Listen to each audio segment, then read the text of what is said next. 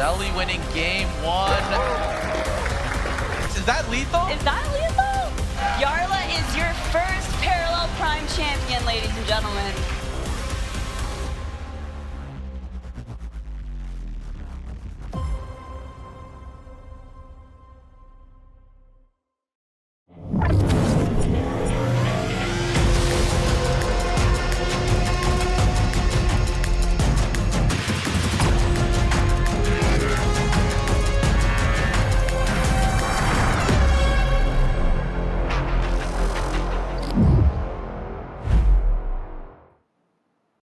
And we are here back at the Parallel Prime League Majors 1. And guys, this is day 2 with our casters here. We're going to be having a pre-show before we start into the action. Of course, it's going to be Kinto and the caster formerly known as Free Tip Scout, The Factor. Let's go. Yeah, De Factor, right? I'm never going to shake that Free Tip Scout tag. But yeah, De Factor. Yeah. Yeah. Like, How you doing, guys, dude, the day 1 was this was a whole vibe, right? There were like a lot of different things that have been happening, different decks that have been brought out.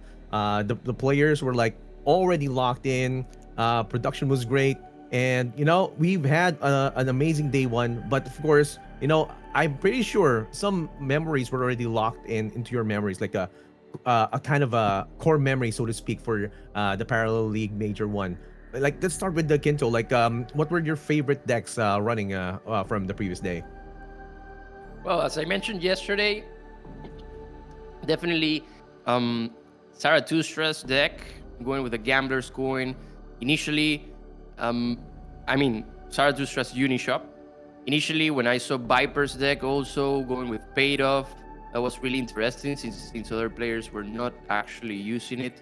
Overall, the Unishop decks were really, really interesting. I questioned yesterday if they were like the most optimized version of Unishop. I wasn't sure about that, but overall it seemed really nice. The high rolls, looking at the high rolls, but when it didn't, quote unquote, paid off, you would see hackers that wouldn't actually do the job. Overall, also the Gafar decks were really, really nice. Really insane decks, to be honest. The amount of tempo they can build early on is just insane. And if you pair it off with the hacker, it just becomes a really insane deck in that sense. So I think mostly the new decks are the ones that caught my attention from previous experiences in tournaments. Yeah, thank you for that, Kinto. Like, I'm gonna be rephrasing my question for the Factor here. Like, have any decks surprised you with how deep they've gone into the bracket, or from the previous day? No, not really. But I think the one thing that really I took away from yesterday was just how strong aggro meta is in the game right now. We saw, Sippy dominate. To an extent, we actually saw Kathy do pretty good as well. We did see in the very first game between Yarla and Viper, where it looked like Yarla's Neve was just getting completely obliterated, and it was under so much pressure, but then he was able to win. And so that was actually one of my favorite moments of the tournament, because, it's such a rare thing that Neve can actually win against the pressure of Kathy. But I think the one thing that I took away from it is that, just getting early tempo, early pressure, getting as many units down as you can that stick on the board, and that if you can just keep going wider and wider, there's not really many ways to deal with that at the moment. We know that in Deception there's going to be more ways to deal with it, but you can see that so many of the players have really just tried to take advantage of that in a good way, right? They see that is the place to get the big advantage, and so they've been tweaking and tinkering their decks to do that. And to an extent, the same with kind of the likes of the Gafar decks and even Uni. You don't necessarily go wide really quickly, but the aim is to try and get that explosiveness to then go wide and go crazy, right? And then once you do that, it should be the win. So for me, that was the main thing I really took away from it. Nothing really surprised me, but it was like just the aggro was like, wow, okay, aggro decks are still top dog. Yeah, like they are a different breed as well, right? Like, you can always see like aggro decks just come back and forth, rather they're just there always. It's like Yeah, no that was it. no control deck meta, no mid range aggro or mid range deck meta. It's like aggro is always there. Like there's always one in your whole lineup. And yeah, I mean it comes with it all. Most TCGs we kind of see it that and have that kind of power level, and somehow it's kind of tweaked down right now with the shotgun patch, with fleet support being deactivated, right? It's like it how do you say this? It's kind of the freshest it has been for the parallel TCG meta, right? So Yeah, I mean, I have absolutely. more questions here for you guys. Thank you for that the factor. And you know, okay, this is one question that I've thought about like quite a bit before like before day 2. Okay, is there a card that has been overperforming today that wasn't on your radar before? Like you have to think about this. Oh, that's a Kinto, let's go. question. Yeah, Yeah, that's a Kinto, question. You're this is throwing these something for you. questions. Like there's a I can- card probably has been overperforming like in the previous days that hasn't been in your radar before. Yeah. Definitely. I can say that Harf is this card that you're talking about. Yeah. Since we saw many in the games that we saw Mhm.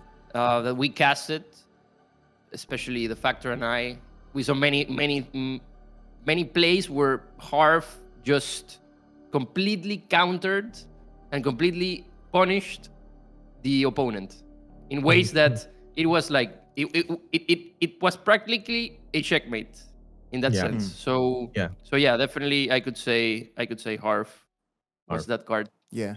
Yeah. I mean, So how about I'd you? How probably, about you, I'd the probably factor? say, yeah, I don't know. I'd probably say that I really loved that very smart play from Viper where he had the opportunity from his paid off to go for something big, and he chose to go for the Miasmancer just to Yes. almost shut the game off.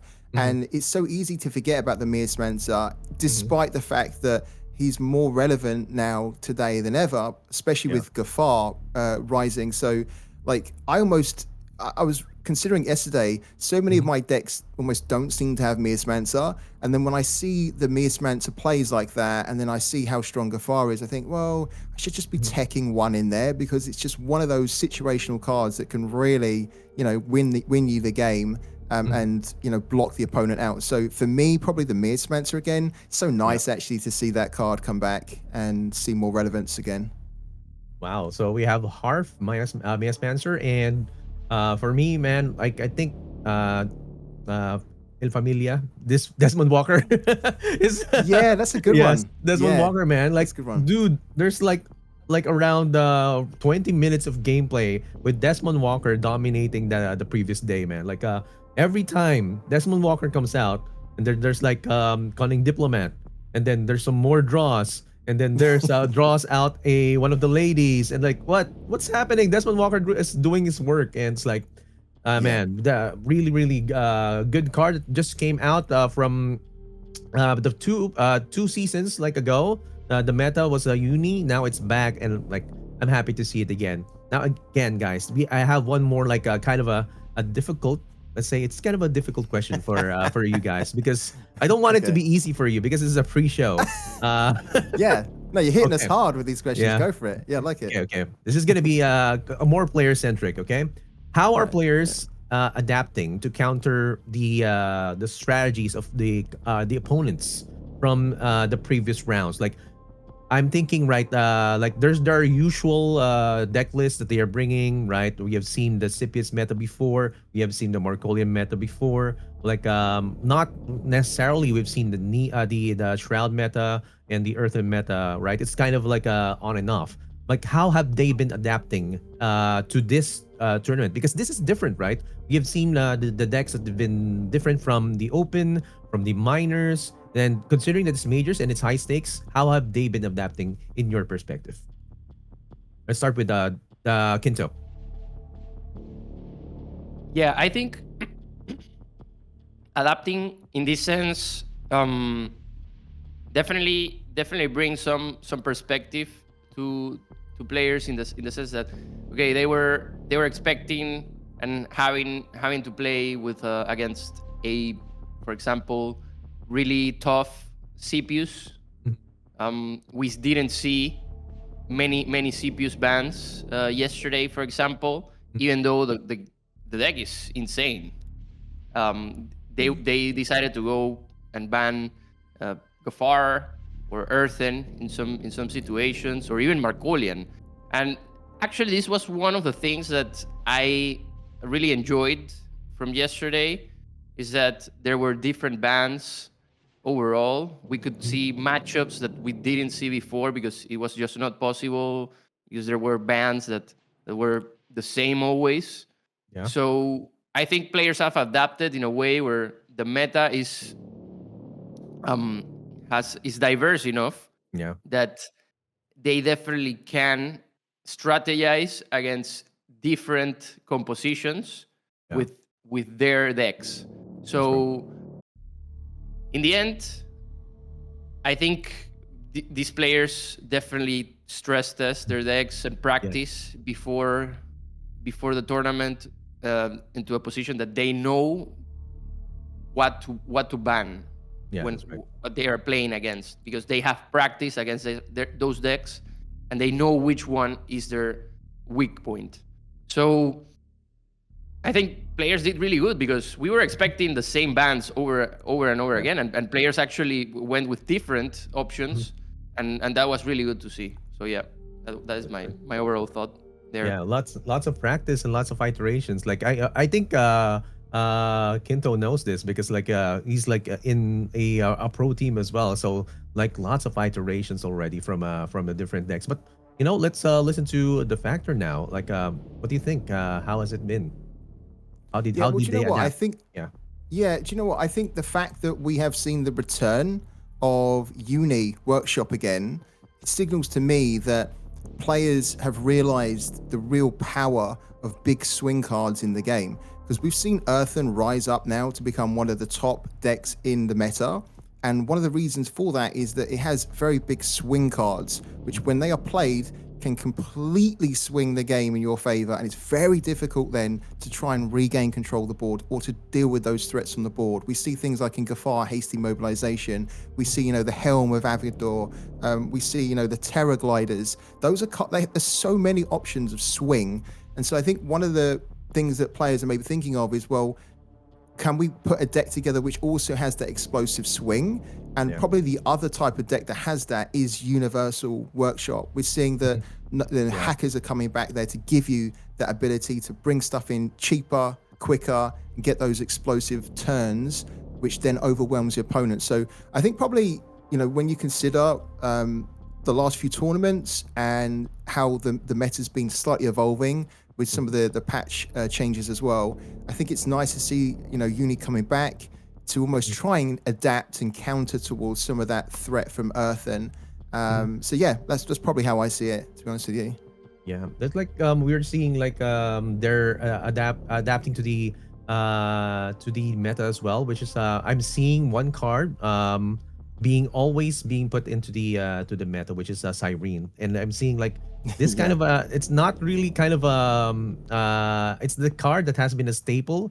And I think yesterday Ali was mentioning like, oh, do we not have two ladies anymore? We have another one. It's like Cyrene is third one, in case you guys don't know. But and as you mentioned a while, the factor like they've had a kind of some adjustments as well to their decks, and it has shown that they have been studying the meta so much so that they can already counter what is normally would have been feared. As Kinto said, like you can see like Scipius. Oh, we're seeing Scipius now.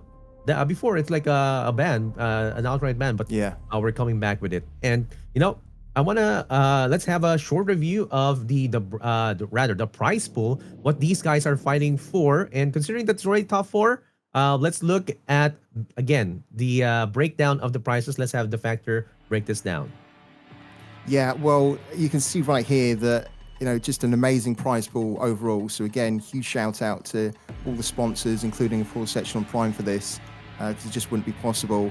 First place, so whoever wins the tournament here today is going to be going home with $22,500, 17 league points, And of course, probably the most valuable thing here, even though those things are super valuable, but they will then have an automatic seat at the World Championship for Season 2, which is absolutely huge.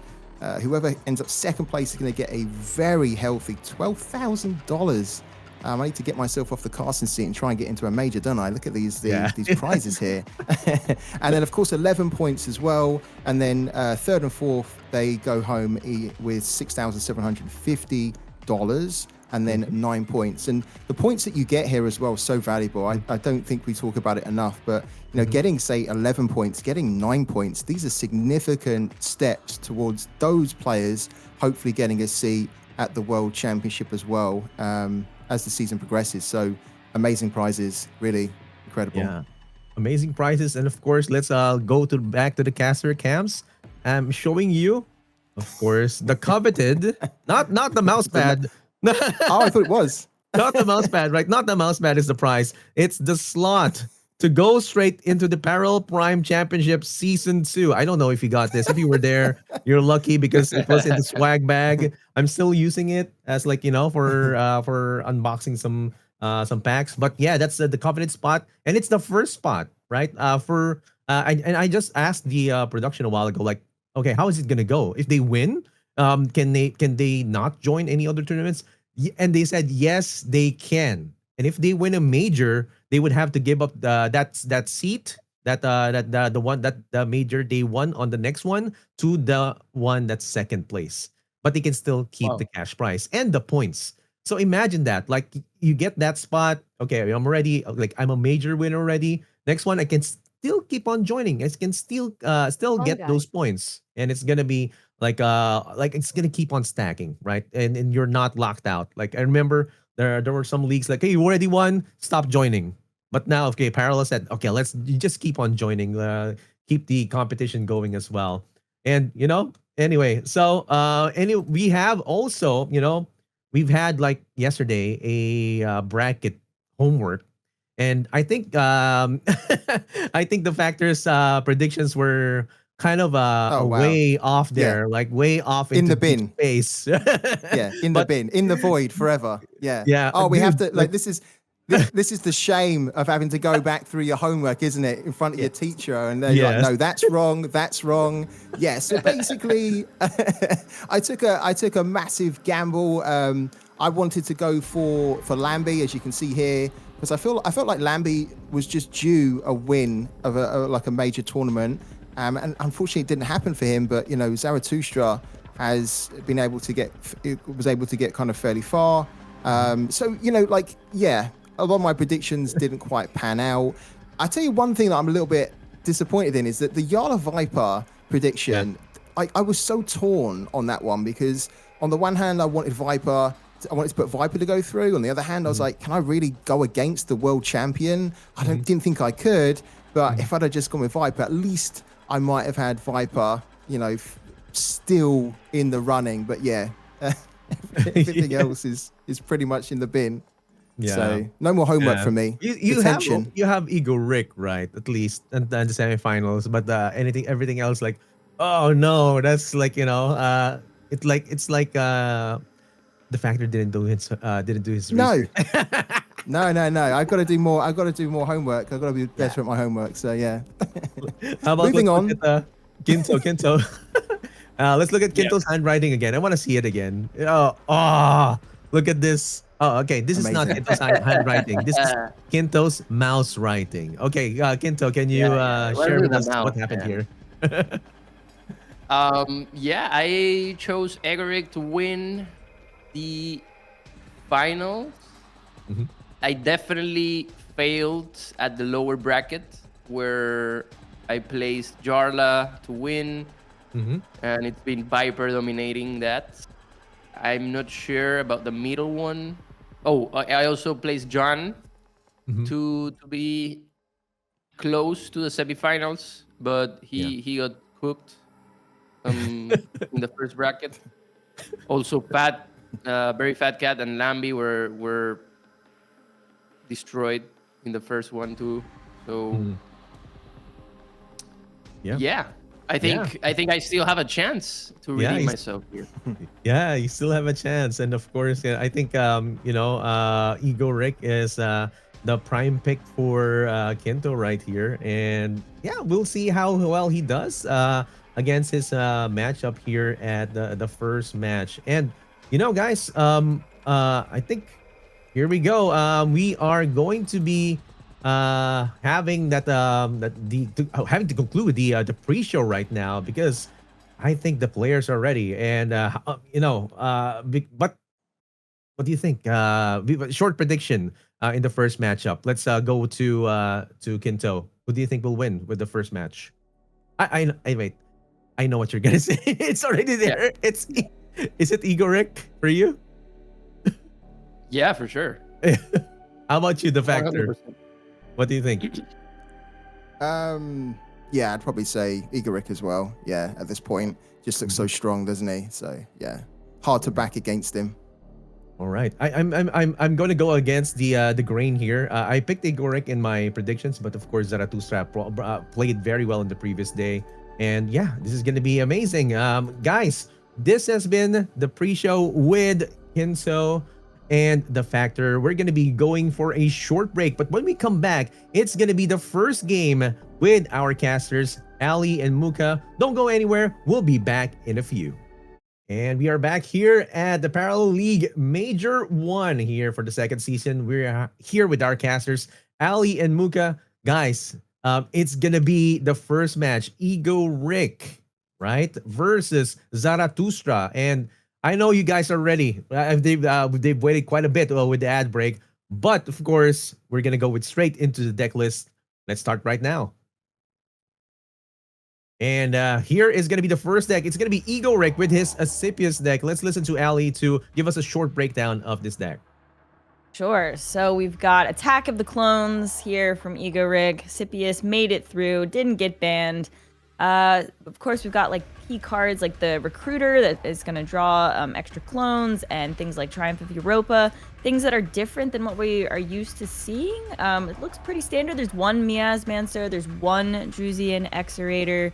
What have we got here? I find it interesting. There's Convergent Aegis has sort of become like a one of 2-drop in a lot of these Asclepius decks. But the rest, when there's one Genetic Correction is sort of a tech card against anything like too big and scary, potentially from an Earthen or whatever it may be. But it looks like a pretty good list, and the clones are going to probably do what they're going to do. Clones are going to be swarming the board yet again. And thank you for that, Ali. Let's look at the next deck of Egorik. And again, guys, we're not going to be reviewing the band deck. You're going to be having kind of a spoiler a bit later. But this is going to be the Nehemiah Earthen deck that Muka is going to give us a short review. Yeah, we saw Earthen do relatively well. Some players did have some issues with it, but Egorik's build has the 3 allocated provisions, 3 Aurora Fungi, Altar of Gaia, so he's very stacked on the relic and upgrade side. He wants to make sure he always has things to play. And aside from that, the only thing interesting was the Grove Guardian and the Primea Conduit, so a little bit of a tech there. Everything else is like this big concentrated skeleton that's been performing very, very well. Also one Solitary Confinement as a nice little tech. But yeah, we've seen Earthen do a lot of stuff on the ladder. A lot of people brought it to this tournament, so I'm sure it's a necessary tool in the arsenal. Yep, definitely. This is going to be Egorik going big with an Earthen deck. And let's look at the next deck of Egorik. And it's going to be a Neve deck. Let's listen to Ali to break this down. All right, so these Neve lists are really tight, similar to Asclepius and Nehemiah. Like people have refined it quite a bit here, but I do love to see like a shard here. I think yesterday we saw a Neve that didn't have a stabilized shard, and so I'm happy to see that. Opting for 2 embedded agents, no Engine Whisperers for Egorik here. A couple of Saboteurs as a tech card. Cyrene is now core in Neve. And the rest is, the pretty consistent group of like banished cards, your erasures and that type of stuff. 3 Treacherous Scheming for that disruption, and 2 Triumph of the Lost. Actually, that's a little different. Sometimes people are only running 1, but the list looks good. And yeah, we can move on to the next. Yep. This is, thank you for that, Alan. This is the last deck that Egorik is going to be bringing to this match. And let's go to Zaratustraa for his first deck. And, you know, this is a deck that hasn't been reviewed for the previous day. And so, because Zaratustra's brand was banned, let's listen to Muka for the breakdown. Yeah, this is super sick to see Zaratustraa bring something a little out of the spectrum of what we've been seeing so far in the meta with this tournament. And Brand, yeah, this is really cool. He has some teched out cards here, 2 Miasmancers. There are no Singularity Stewards. He is only running embedded agents. Everything else is like raw value. 2 Trusty Belts here. There's a Cyberdeck console with the Shard. 3 Take It or Leave It. You want to try to get to that brand as fast as possible. It's very, very powerful if you do. And some other text here. The Flat Circle, very interesting. And we've seen Brand do this in the past, but the 3 Demos and the Unseen Allies combo is very, very, very strong. And Brand, a lot of people play Brand, and I think there's a lot of skill gap in this Paragon between players that at the very, very high end and people that are, playing it on the regular. And I think we'll see that with Zaratustraa. We've seen it with players like Fino and Tyler in the past. So I'm very excited to see Brand. Yeah, definitely excited as well because we haven't seen it quite in play yet. But let's look at the next deck of Zaratustraa. And this is going to be the Uni Workshop deck that he brought in. Let's listen to Ali to give us a short breakdown. Yeah, so I really love Zaratustra's uni shop here. We saw Gambler's Coin yesterday, so that's sort of unusual. And he's also got a paid off and 2 solitary confinements. And I love to see that because Uni hasn't really had a great answer to like big single target threats. So I think what Zaratustraa is going for is like adding a decent amount of tech cards in, because he knows like the plan is really just like get to the girls, right? So paid off, Cyberdeck console, the solitary confinements. He's like, I just want to be able to disrupt what my opponent is going to do, because I know that the rest, like the bulk of the deck, I just want to like ramp and get to my girls with the hacker. So I really like his take on the uni shop here, and we saw some cool games with it yesterday, and I'm excited to cast it now. Yep, definitely exciting as we can see some big swing turns with this Unishop deck, especially with the Gambler's Coin. Let's see how well it does. And let's look at the next deck of Zaratustraa for the Clone Wars, as Ali has put it a while ago. Let's go. Let's listen to Muka. Yeah, some big things to take away from the Scipius list is that he's playing 2 Miasmancers. He's playing 0 Cunning Scipions, instead replacing it with the Convergent Aegis. And he's just got in a couple of no snitchings, and there is a Tech Master Poisoner, which isn't being seen in all builds. So he's very, very aligned. You can see throughout his decks with the cards he's including what to focus on. It seems like there's a lot of reliance on the Miasmancers, and with the Aegis here, I feel like he's very okay playing into Shroud. It's very interesting. He actually feels like there's a cohesiveness between all his lists and what he's trying to go for here. So I'm very excited to see this. Aside from that, it's very much the standard Scipius, so very strong performing deck overall.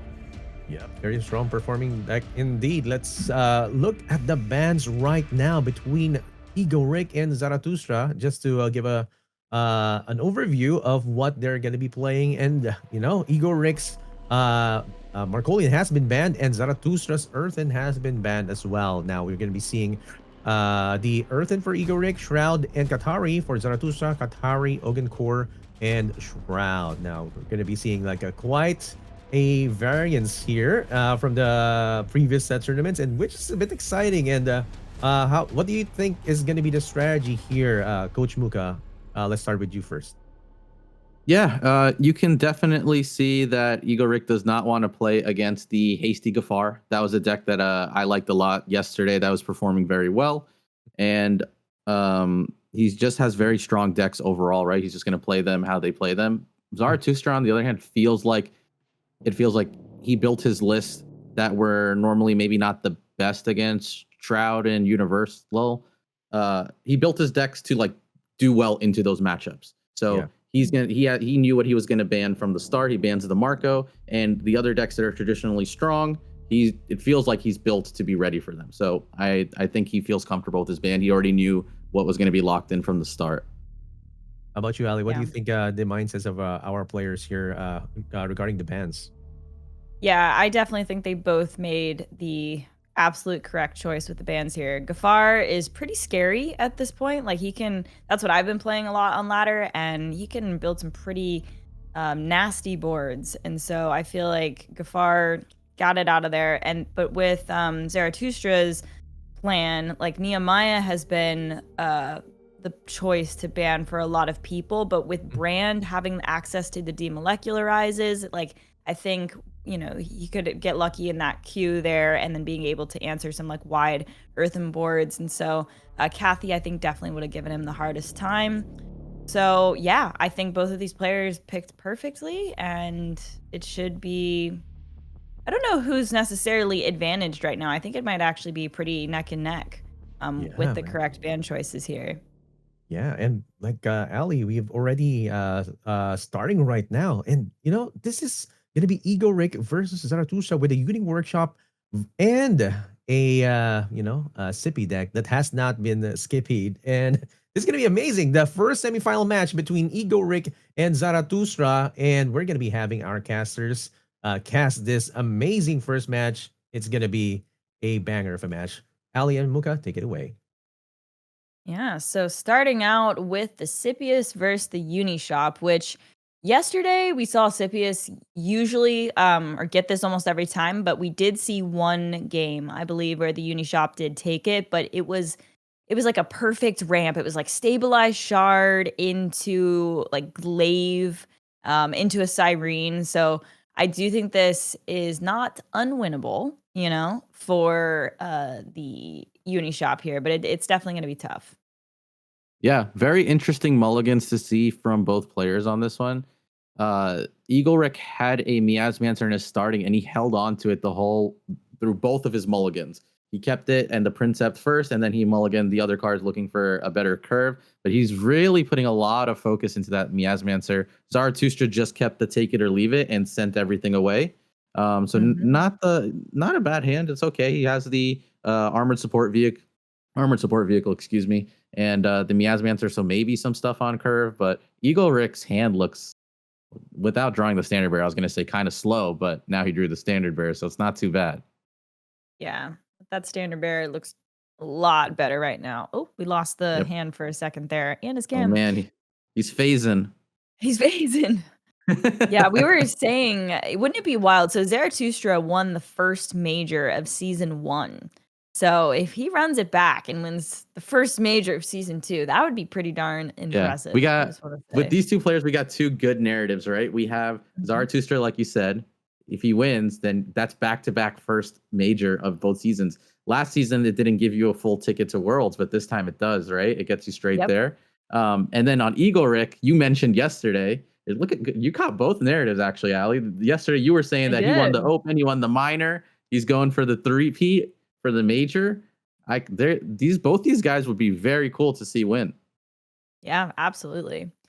Definitely nice to have that little armored support vehicle come down on turn 2. It definitely or perfectly counters that little convergent there 2-1. So judging by this hand, Zaratustra is not completely like I get worried that the Unishop's just going to be out of it if the Scipius pops off. But as I say that, I mean, I don't know. He's kind of popping off. It's not like Yeah.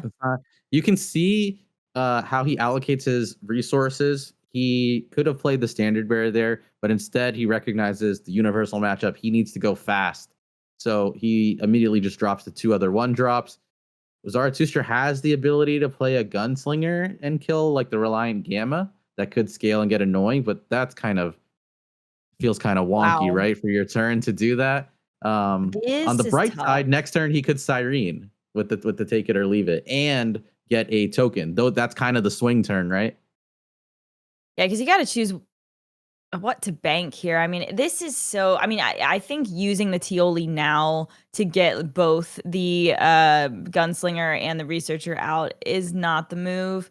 But I will say, not taking out the Reliant Gamma, it's like you gotta clearing the board can be so difficult because there's not really an access to AoE. So if you do have the opportunity to take something out that you know is gonna scale, you have Yeah. to be like really stressed about it. But I think he's found the perfect happy medium here where he gets to get Cyrene out next turn, but he's gonna use the no snitching and take that trade. So I think this was definitely the correct line.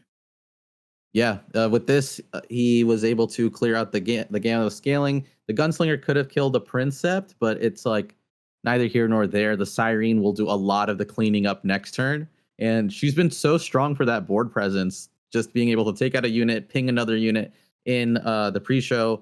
The Factor and Quinto were talking about how much like we're in like a tempo, like the game is still very tempo heavy. So cards like Cyrene help punish players a bit that are like really leaning into that, right? If your deck is like all tempo and then I can like swing into this card that will bring me back into the game, it helps a lot. It's very Cyrene is kind of like a mini enemy board wipe. Like it's taking out 2 units, but 2 units matter at this point of the game most of the time. And I feel like when I'm playing even on ladder and I get hit by a Cyrene, I'm like, man, okay, this reset me back a bit.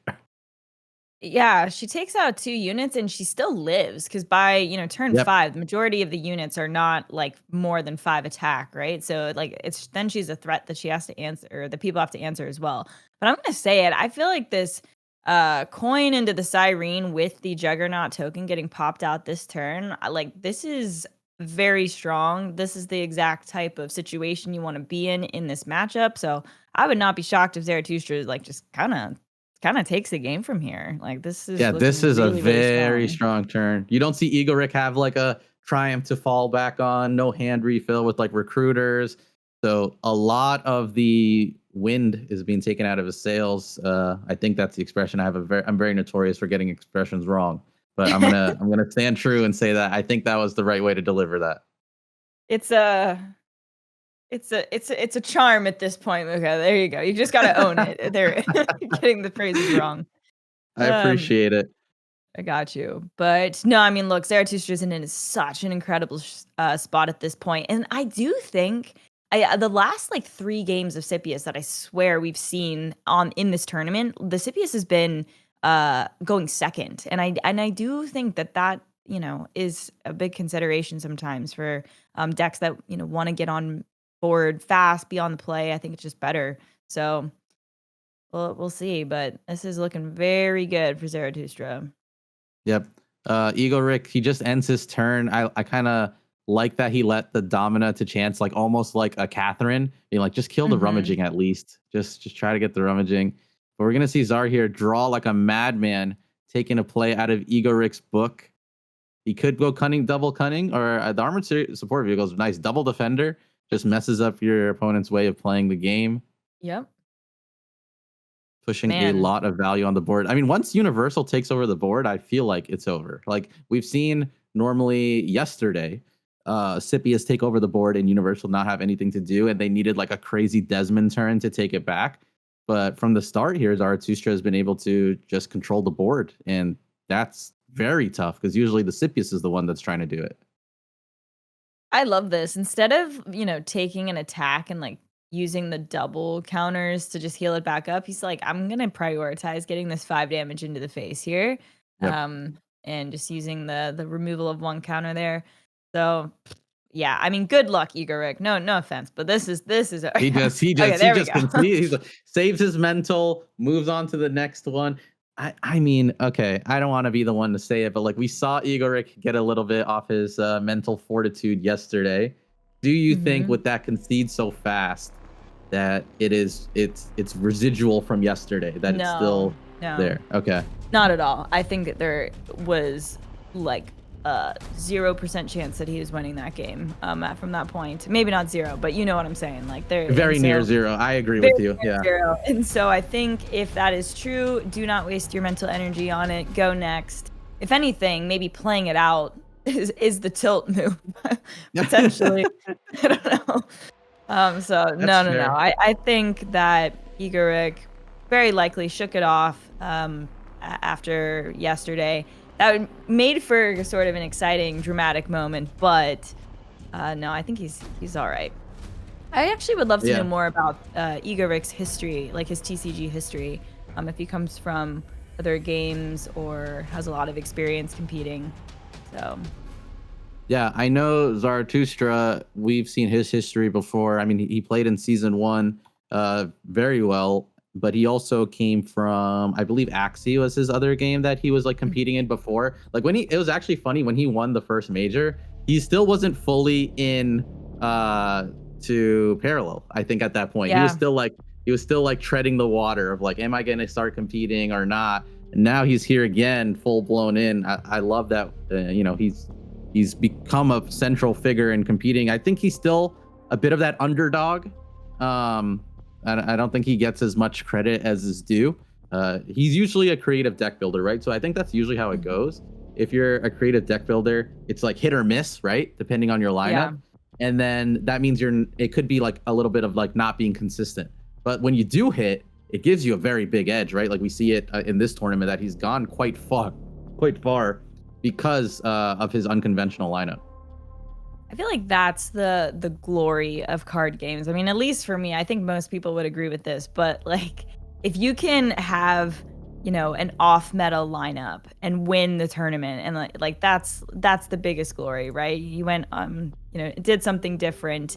Now there are some players that are just like, I am not trying to get too tricky with it. I just want to know what the best decks are, and then I'm going to just play the bejesus out of those decks and be really good and consistent with them. But so for me personally, I definitely appreciate the perp type players or the Zaratustraas that, bring something spicy and different to the tournament. And judging by this top 4, I definitely like Zaratustra's decks the most. So yeah, it'll be fun. Yeah.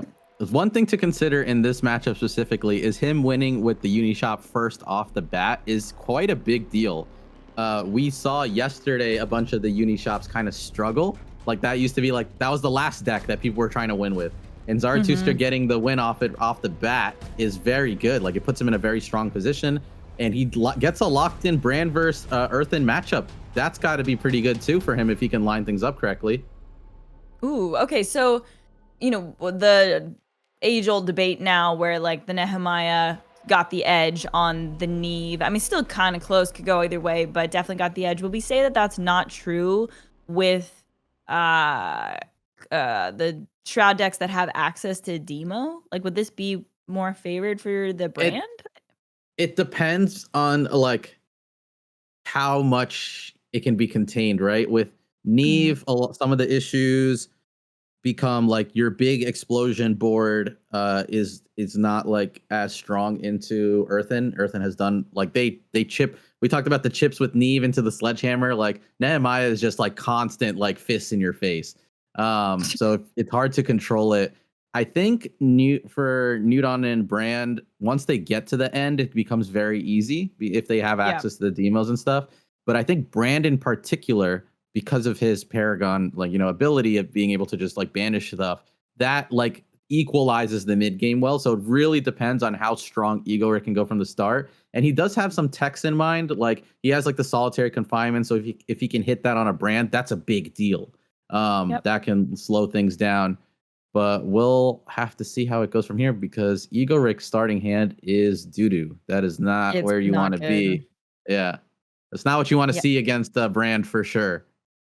Yeah, I think you're absolutely right. The first few turns, like you want that Steward of the Garden into the Moonlit or the Caretaker or whatever it may be, and then kind of overwhelming them before Brand can do some crazy stuff or they get access to enough removal. So, wow, the variance of the Void Trapper. So it does confuse me a little bit because when I see red, I think Marco so much, but it looks awesome. I'm jelly. Yeah, I like it. I'm a fan. I think it's pretty badass. But I see what you're saying because like, well, unless you hover over the card, you just see like the red in the beginning.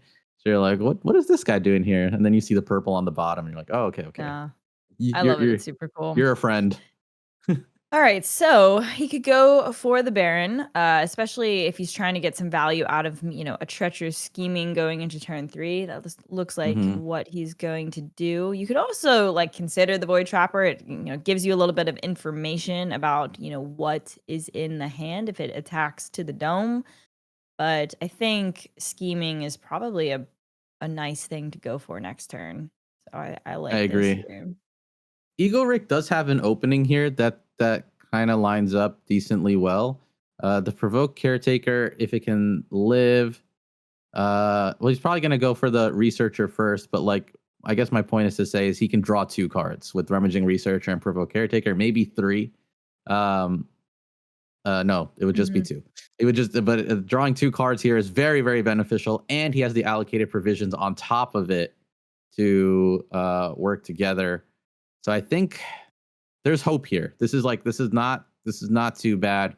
As long as he can get the multiple draw cards and the allocated provision sticks, he can live off the Terra Glider, and that's where things can get tough. If Zaratustra draws like a Tioli soon though and gets that brand out, that's where things can get kind of ugly also. So Yeah. not it, Interesting decision to not go for the snitching on the brand. What's the better target? Or sorry, on the Baron. What's a better target for the snitching if not the hmm, Baron in this guaranteed useful case maybe like a here? trapper or something. You Yeah, think it doesn't Trapper, see? that's a good point. Trapper's quite annoying. Okay. Ooh. Oh, Ooh. it's the stolen power. I He could like trade it. his brand in here. I We think saw. you do it, You think, honestly. I you think mean, so? I think you take the value where you can get it. Like that was very useful. And, with that demolecularize in the hand, you're like, I probably got this game if I can just get to the later turns, outvalue them, have more answers. So I'd probably just take the trade and say thank you, Baron, for, Ooh. a good random card. Yeah. We saw yesterday, I forgot who was playing against Egorik. I think it was against Egorik, but a game was taken off because they schemed the allocated provisions and just kind of like helped them with no reveals. Like, even though this Mhm. is very good for stopping Egorik a bit, he now has this Terra Glider. He can allocated provision and bring it all back. Like, he could start swinging here. You know what I mean? And Yeah. that can be a bit tough. He also has the solitary confinement. So if Brand, comes out from Zaratustraa, he has the tech answer now in his hand that can deal with it. Yep. Going for a Terra Glider on 4 doesn't always feel amazing, but it doesn't feel bad. I'm always like pretty pro use that thing for tempo. You get 2 It's units on the board. it's Feels pretty seven good. nine worth of stats. That's Exactly. good. That's good for sure. Not too bad. And Egorik did pick up a solitary confinement, so that is an answer to brand when it hits the board. Yeah, I think that Mm. solitary confinement is going to be a very big deal. It's definitely going to disrupt Zaratustra. To be fair, Egorik, like it would have been nice if it came out this turn because then there's no Nehemiah next turn. Like I'm very sure we see Nehemiah next turn, and then that's Mhm. gonna get kind of tough to deal with. I feel like, but the embedded agent, like it can get dealt with this turn, which is kind of annoying. You would want it to stick around for a turn to make it feel like the Nehemiah is safe, but Yeah. he can just throw like the Terra Glider into it. Void All right, Trappers really let's. want to be played, and 2 of them are in the bank, and then you drew the last one there. Yeah, he's like, please, I can Please help. put me in, coach. Put me in. Yeah. Um, Zarat's just like, you're the but water boy for this match. Get out of here. Give me my exactly. energy. I was lucky for Egorik to actually get a defender, but there's a few 4 drops with defenders, so Yeah, once you hit 4, the pool's pretty big. 5, mhm. I think, is like 10 cards. I used to know this like off the top of my head, but yeah, hitting this card is pretty good. Good heals, gets trades he wants. He's just gonna stop the. He's gonna snitch. He saved that snitch for the embedded agent. Get some really good value out of that. No banishes drawn from Zaratustra. And I mean, Yikes. is this the turn you go brand and then the brand gets answered? Though we know it'll get answered. Yeah. Ooh. This is a really sticky situation. You have to think that Zaratustra is like, if I get my brand down, this is my shot here, but Mhm. he's probably also considering that if brand gets answered, I mean, that's just GG. Like it's such a tempo loss, right? So Yeah. this is really There was tough. that one tournament where we saw somebody get their Adira solitary confined, and it went to the top card of their deck, and they drew it as the next card. I remember that one Oh, explicitly, and I was like, I cannot believe that. So maybe Zaratustra can draw into that brand pretty fast, but he's going for Miasmancer here. I don't think it matters at that point. I think the brand, like redeveloping it would just be too slow. Like I Yeah, I think, could see that. yeah, he needs All right, what to is? find some answers here. Well, I will say, like I was contemplating, like what was the no snitching the best target, and like the fact that it was able to take out this embedded agent was so clutch. Yeah, So I wonder if he's that was gonna definitely snitch good. the defender here too to reduce the attack of the Meve Star Uh, Valiant. Maybe not. is that worth it? No. I don't. I mean, I don't know, but it's less damage to your face, so maybe it's Maybe. 11 damage. Oh, okay. There you go. There's an erasure. Oh yeah, they both That take helps 2 a damage there, so lot. 9. That helps a Yeah, the lot. erasure will slow down things a ton. That's gonna come handy. Come in handy.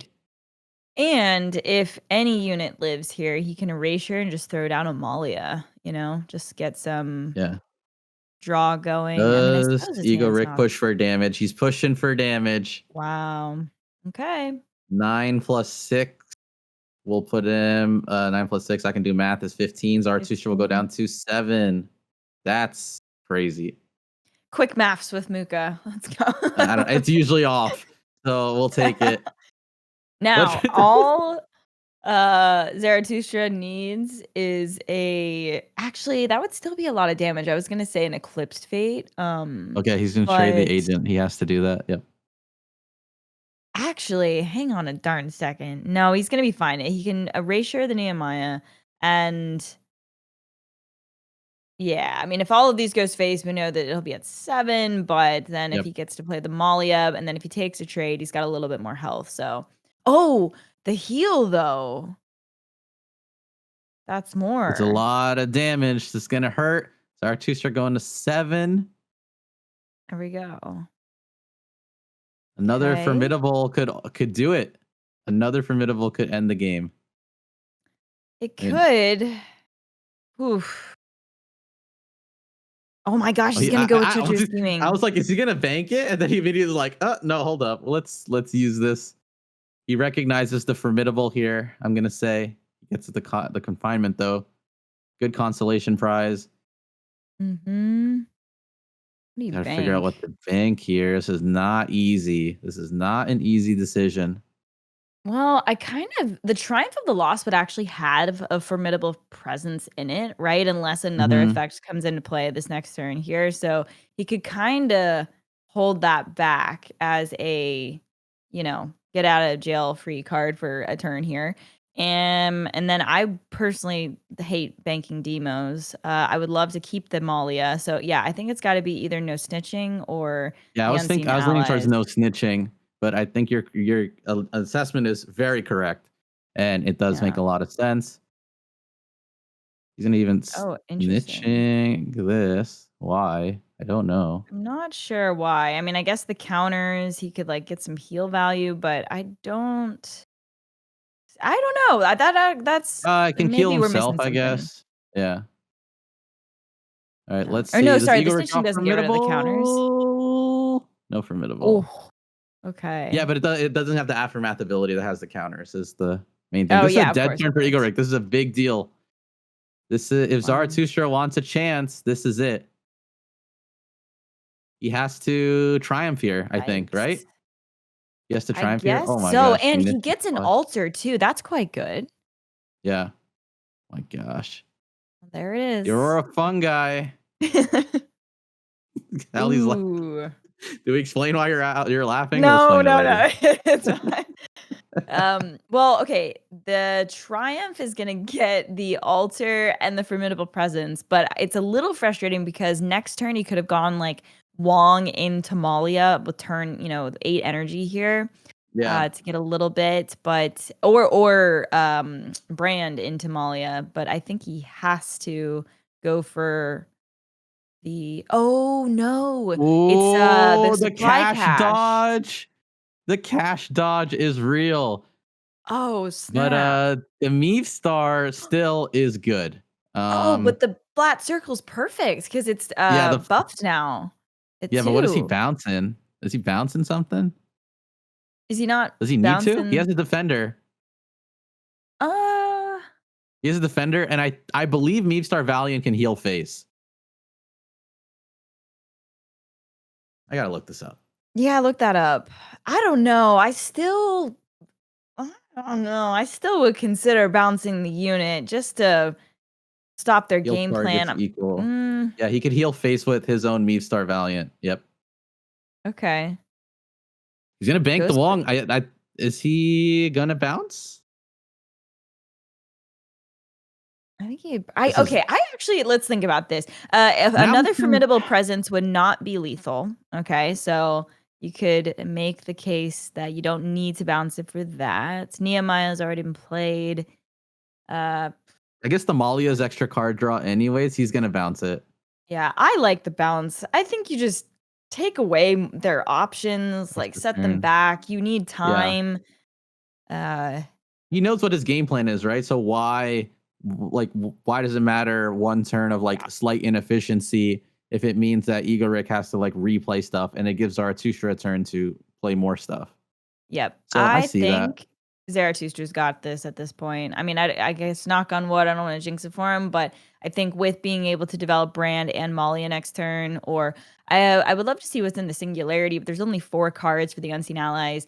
If you've got 2 demos, the scary thing is the like a formidable, right? He like is forced to demo and then the board's clear and then, is dead to formidable, but with the altar of Gaia potentially getting buffed with this like decay here and the Malia heal, I think he's gonna just have enough to like Is he gonna stabilize this solitary game. confine? He looked at solitary confinement in his singularity. He could reach it with unseen allies. I guess so. Yeah. I still is it crazy that I still would almost like to get the Brand and the Malia down? It's not a Maybe. bad idea. I think he's just like, well, he'll heal out of range. I think he's really gonna milk this Meave Star, keep it alive as much as possible. Okay. Yeah, you know what? This is great. And then he can even He gets the yeah. brand token too this turn if he wants. Yep. Exactly. Okay. Really good. He's Wow. keeping the tempo alive. He's just pushing. He just wants this Meave Star to trick down, get more counters, kill itself, or just die and just fat heal to the face. We've seen Mhm. Shroud play other parallels better than themselves Oof. countless times. And this is one of them. I don't think he banks here. This is the all-in. Wow, he's even gonna be able to get to another flourish trigger with Terra Exactly. here. Yep. What does he hit? Okay, Nehemiah's Not faithful. bad. Relic repurposing, gonna take out. This is most definitely going to get demoed, unfortunately. Yeah. At least Zaratustra's at 7, right? So he's like out of Yeah. that formidable top deck. Oh, those are like bad hits. He cannot kill off his Meave Star, which I feel like he kind of wants to for some extra health, right? But Let's see, 9. A little bit of a bummer. Can't make use of that researcher. But yeah, I mean it's gotta be demo, right? Can't really. I think so. He's thinking Well, long and hard. There's a lot of different paths he can take here for sure. it's probably a good thing that he went for the Unseen Allies last turn because now he can have the Malia and Brand stick Yeah. post demo. He can get So his own token back again. yeah. That's kind It's of a bummer cool. that I wish he could play that embedded agent there. But yeah. Oh, Maybe there you take a go. little nice little consolation, Steward. Your cards Yeah, belong to me. that Man, feels pretty good. Shroud being, it's always a meme, but Shroud does know how to play other parallels better than they do sometimes. It's like Egorik hitting another Altar of Gaia goes straight into the bank. He's looking for anything to finish the game, but we can see here Zaratustraa is just gonna take the pilot seat now. He's gonna play the Malia, start healing up. Brand comes out. Like this is where the value comes in. He's going to get a lot of value going forward. And I think he's just gonna, leave the window that Egorik's been trying to get rid of. Yeah. Look, I mean, once a shroud can you just barely stabilize, it gets really tough to take them down. Like I think again, being at 7 is so clutch here. It just removes the top deck formidable lethal out, and yeah, I think he's probably got this one. Oh, and well, the Molly was going to heal too, so Yeah, the Malia healing is gonna be rough. I don't know what Egorik can draw into for formidable into formidable. that's true. A double formidable could. Oh, Yeah, that's a card. That is a look card. along. What does he pick up? What is he picking up? Judging by his facial reaction there, I don't know if it was good enough. Yeah, he's hitting us with the poker face. By the way, I went and looked up the Breakfast Club thing, and I was like, man, this couldn't have been more of a I spot nailed on it, right? comparison. Like Yeah. it looks so similar to him. I was like, wait, is he a time Is he? traveler? I think so. Okay, a Terra Glider is something. These are pretty Definitely big something. swings. I don't know if it's enough, but they are definitely a big deal. Terraglider can pop off. We just know Zaratustraa has double banish and the brand. I think he really needs somewhere to chip damage in, and then needs to top deck 2 formidables. I think he only plays 2, so we already saw 1 get played. Let me double check. Yeah. Because if that's the case, then he's in trouble. He has to find a way to get damage somewhere, right? Yeah. As if Zaratustraa can just Only 2 keep. formidables. He needs somewhere Oh, else only to get the 2? Okay, damage. and we've seen 1, so there you Yeah. have it. I Man, these think Terra that gliders have not been given Terras lately. I They've been hitting the know. stalwart. What did you call it? The other one. The other one, yes, the Solarian. Solarium? Solarian. Yeah, Solarium this just did stalwarts. not really go I think he didn't have a Stewie opener, right? Like, just didn't quite get He skipped a 2 turns. He did skip yeah, 2 turns. that's the kicker. But I do really think that these types of Shroud decks are, like, better positioned probably than Neve. Like, I mean, after a certain point, Brand in particular, because of that mid-game Brand Vanish, option, like, if you don't have your erasures or whatever. So yeah, this looks Yeah. pretty good. Egorik, if he loses this, he's gonna have to reverse sweep him, which is probably not gonna be That's gonna that be easy to tough. do. Yeah, Zaratustra has what? What does he have left? What he have left? He would have the Scipius, and that's not hard. That's doable. But we've seen Scipius miss, but so maybe. But it's like Zaratustra is looking like he's in a very good spot. I do want to highlight his play in this match with the brand. Like, I think most players would have done like the tempo brand, right? There's something to think about here if you're watching this and you're seeing how Yes. Zarathustra's playing, that he was very conservative of when to use his brand. He exhausted resources. He, fielded the competition to see what was available. Oh my God, no more Terror Gliders is wild. I Wow. think there was like 1 more in the deck. But those are no more. But like, you can see how calculated his play was. So I want to give kudos to him. Like, that unseen allies in the mid game did not look that appealing, and then he played it really well. He used it and got the solitary confinement, and then on top of that, the next turn he demoed and was able to bring back his token again, and the steward of the garden, which is helping out a little bit with the extra energy. But he's just taking this game over. And Yeah, he didn't do absolutely. it the standard way. You could see that there was a lot of experience behind his play. 100%. I think that was a great analysis. What did he do on 5 instead of the brand? Because if it had gotten just solitary confinement, that would have been like such Um, a tempo swing for you, Rick. What did he do? man. Uh, Listen, I'm good. I'm not that good. Like, travel, no. Well, it wasn't brand, so but whatever it was, He it did a that put him in a scheming. much There's better a position. scheming banished turn. I think that was 6. What the hell was on 5? I do not know, but Yeah, I maybe it will. was the scheming. Yeah. All right. Okay. Zaratustraa has found the moment to trade in his brand, and he has lethal. Boom. Smash Irene it. for face damage. That'll get him there. He's up 2-0. Egorik was the fan favorite.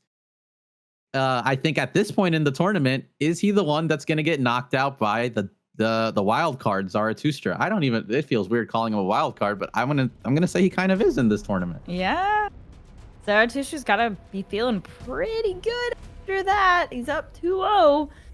That was good. No, I think you absolutely nailed it though, especially with the unseen allies. Like my gut was like, oh, maybe you just go brand Malia this turn, but he put himself into the position. Like sometimes the unseen allies is tough to get off, right? Like it's a little scary if you're under pressure, and so he was able to do it on a turn. Like really make good use of that turn to get the solitary confinement pushed, and then after the demolecularize was able to actually like stick the brand and the Malia. So he definitely piloted that game really, really well.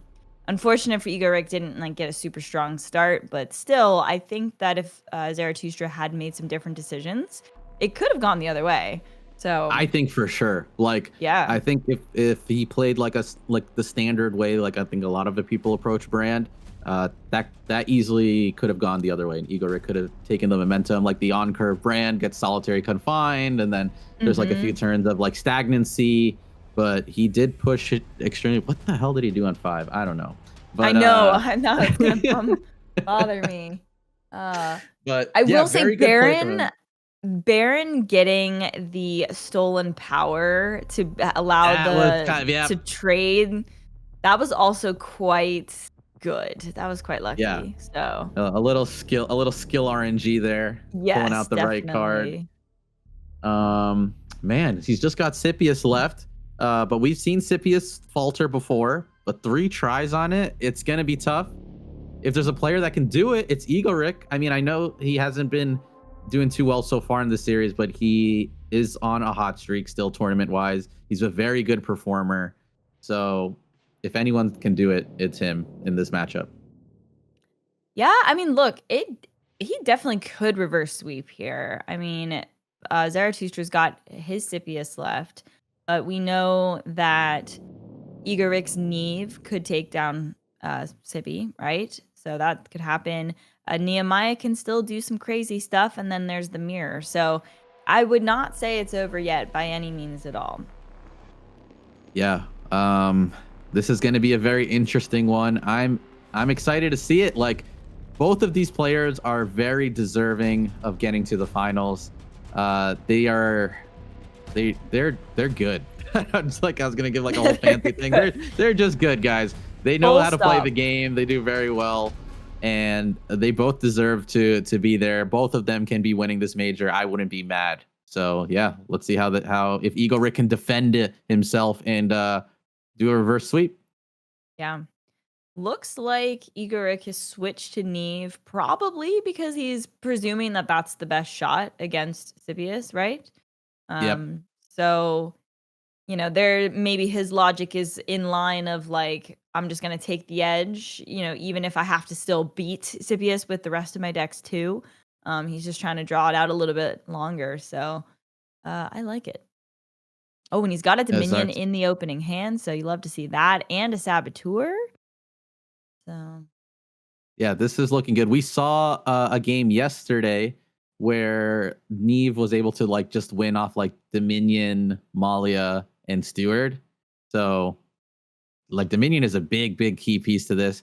I want to point out that Zaratustraa and his mulligan is holding on to that Convergent Aegis. He wants to give shielded to his stuff. He's like, if you're gonna wipe my stuff, it's gotta be the ult. It's gotta be through the Dominion. Otherwise, I'm gonna reign free.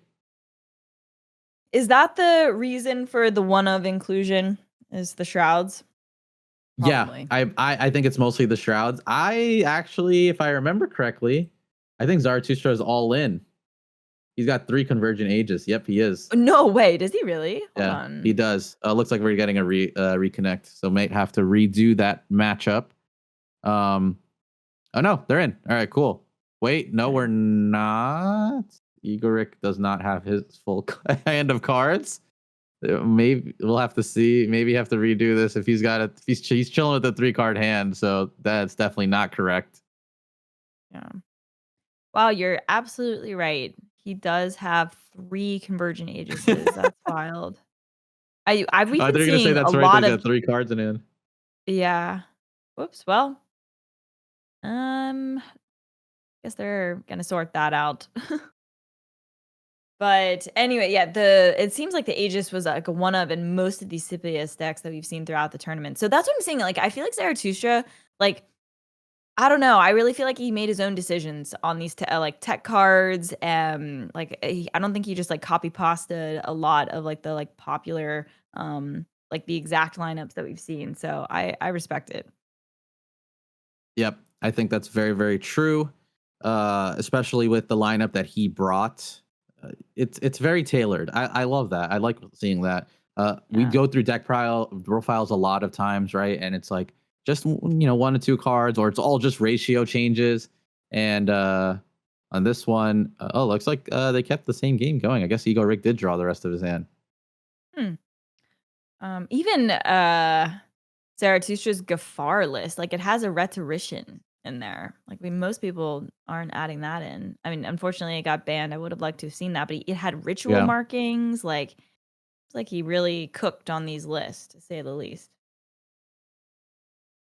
All right, looks like we're a go here. Egorik smiling. Most expression I'm we've seen from. I'm like confused. Did he not draw the right amount of cards? I don't know. It looks like there's 4 cards in play. No. There's 5. He banished with Life Siphon. I'm so confused. We'll double check it, but like they're playing it, so I'm assuming everything is fine. He mulliganed twice. Okay. Okay. One thing to consider here, Lord Harf is the nuts, so that's that's gonna be very good for Zaratustraa. He could even bank the Harf and play the Tabula to make more copies of Harf if he draws into another Tabula, and that kind of like slows down the game immensely. Let's see how he decides to play it. He's gonna bank the Harf. Yep. Does that What do you mean we think of see the Tabula or the Aegis? banking the harp decision? Because sometimes just like the Dominion being slightly out of range to get the full clear is like pretty useful. Yeah, So he has access to it next turn still with the Tabula. Is oh the right, main of course, thing. of course. Yeah. Yeah. That's a good point. So he'll be able to use it. The Aegis here, I wonder if he will just relic next turn. No. Yeah, maybe. Or he just goes subjugate into Tabula, clear out the steward. I'm trying to think. He could just snitch the saw steward. Yesterday, the importance of like landing the subjugate. Someone put it at a 4/4 and it just like kind of ran away with the game. But when you're against a shroud, it's really susceptible to like the single target removal, right? So maybe it isn't quite as good by doing that play here. Well, The next turn for Zaratustraa is going to be very crucial, I think, and I'm not sure which path he can go. There's like a couple different routes for him. Egorik has kind of a tough decision on what to bank. well, you can't bank Dominion, right? It's just I mean, I guess you either could, Erasure or but I Demon. really don't want to. Yeah, no. If you're gonna bank Dominion, then you just bank Erasure, right? Because it's multiple banishes. I think he banks Erasure only because stuff is gonna start getting shielded. He doesn't bank anything. What? What is Hang on. what is happening? I'm confused. Is that what? intentional? His face is not saying anything crazy. He's still locked in. No, I mean, we saw yesterday Egorik plays with emotion, and this is very obscure, but he opts not to bank. I guess he just I didn't know if values there these was like a cards so bug. much. It almost looks like he's messaging Is he- admin or something. Like, yeah, I don't know. maybe. Or he's just like these. I don't know. That it doesn't matter. You can find another scheming. You've got 3, right? Like, I don't see he's bugged. I think he's got to be bugged. Yeah, Yeah. maybe. I'm so okay. Okay. I guess Yeah. we're figuring it out. Yeah. There's no world where you don't bank there. So I think he's just having some technical difficulties. Yeah. Well, Yeah, we're just waiting to see what actually happens. we're getting word from production here, but yeah, no matter how much you want the cards in your hand, I think not banking on turn 2 is definitely All right. absurdity. They're gonna reset. Yeah.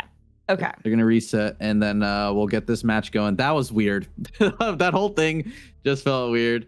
From the get-go, there was something wrong with the game too, because he was going first, and I think production said that he mulliganed twice going first. I don't know if that's true or not, but anyway, folks, we're gonna reset the game probably for the best. It's always a little sad though when you got like the pieces that you want in your hand, like you add the Dominion, so he's probably like, darn it, hope I can find that again, but it's all good. Yep. Yeah, but that matchup can go either way, right? Neve versus Hippias. Okay, never mind. He did not mulligan twice. It looked like he did, but he didn't. Okay, all right. Come on, Allie. I know. Sorry. Well, I'm gonna game's still in blame beta, production but for you that guys one. can't attack me while I'm on here. That's true. In general, the game has been very smooth. I know Fina was talking about that, but it's been great. So the UI very much appreciate it. Shout out to our dev team. They are the real champions of making the game more playable and fixing a lot of issues. So they deserve it. Nicole and team. But back to our match. If you're Egorik, that was a good hand, and now you don't have that anymore. You think there's a little tilt if you play that rematch and the hand isn't as nice?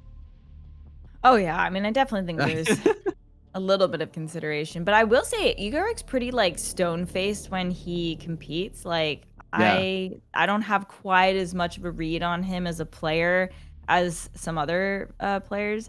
So he's got a tolerance. I think there's like I mean, I keep pointing to yesterday, but I think there's like a wall, and then like if he gets past that, and it's like emotions out.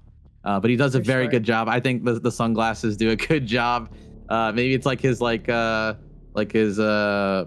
is it?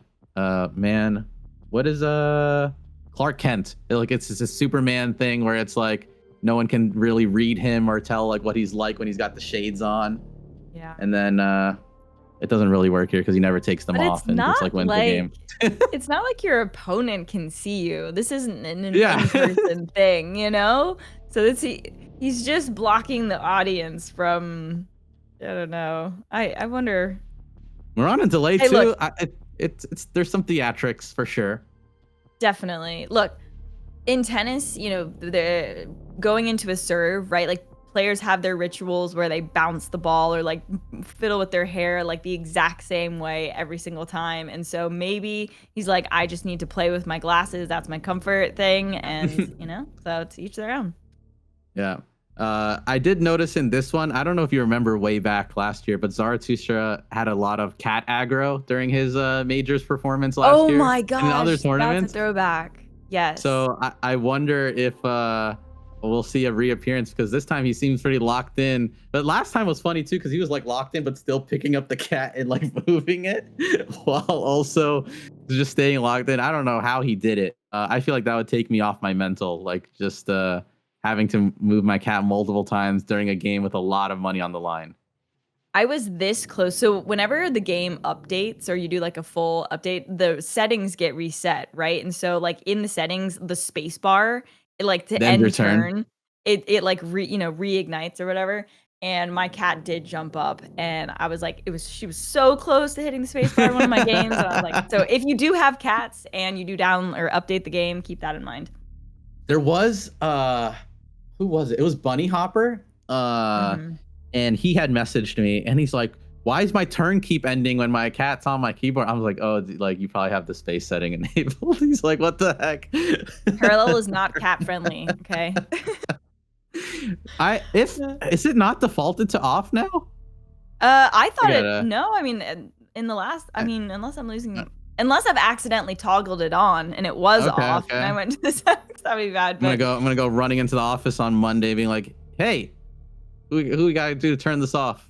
Our cat lovers are suffering. Their games the turns are getting, I don't know, messed up. Yeah. Well, it looks like they're still restarting the game, folks. Sorry about the delay here. I don't really know exactly what happened, but we will get back to this Scipius Neve matchup here. I wonder, like, Zaratustraa, he could just take it. It would be so wild if he won both of the first majors. Like, that would be crazy. Yeah, But that'd be it's, like, absolutely insane. It would. I will say though, like I'm actually quite neutral here because I love both of the narratives so much. But the Egorik getting a major, like that is just so impressive to get a minor, an open, and a major, and then like to have that going into the World Championship would be like, oh my god, if you could get that, then he's like best player ever, right? So, that is the only way you can trump Jarla being the first ever Prime champion is if you had a perfect run that you've won one of every tournament. Yeah. That would be kind of crazy. So at this point, I'm neutral for both of them. I think it would be really cool. All right, folks. Looks like we got the game started. We're going to run it back with the Neve and the Scipius. All right. Let's see what these hands are like. This matchup is very, very, I'll say even in terms of like who can win this. A lot of players when Sippy was like the absolute king ever, like always undisputed.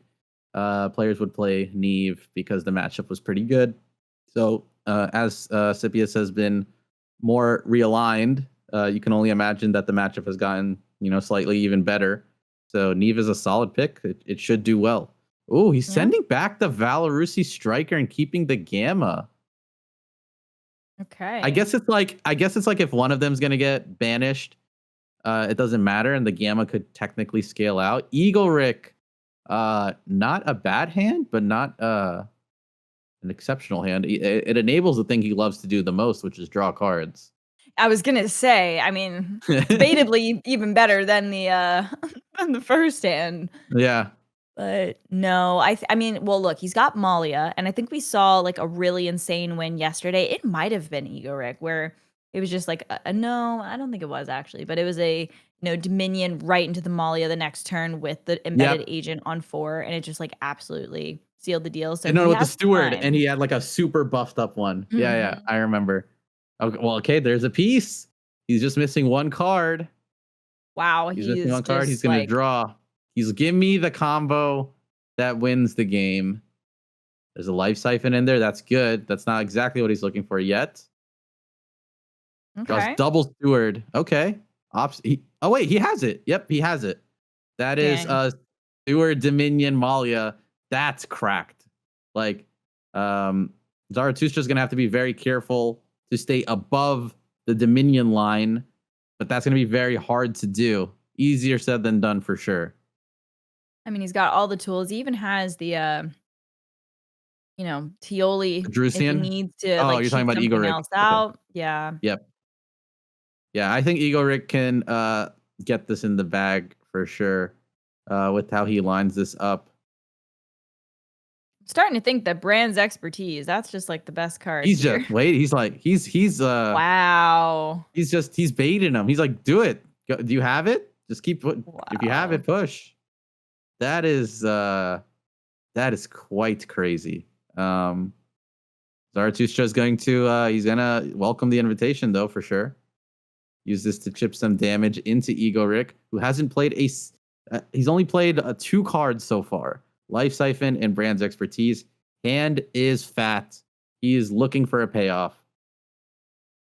Honestly, Zaratustraa has a pretty reasonable hand to sort of like deal with this slow play bait kind of thing. Because one, getting the replicator down, is fine. He's like, okay, sure, I'll take my 4 damage right here. That's okay. And then also like Recruiter, that's a nice, like, we don't really care too much if Recruiter gets dominioned, right? And so that's a good use of a turn, like being able to get, refill your hand. So this is not that many resources to get dominioned, and so it's not the best dominion ever, but like you have to answer it, you know what I mean? Yeah. Is this it? Yeah. This he's is the gotta go first for it here. banish.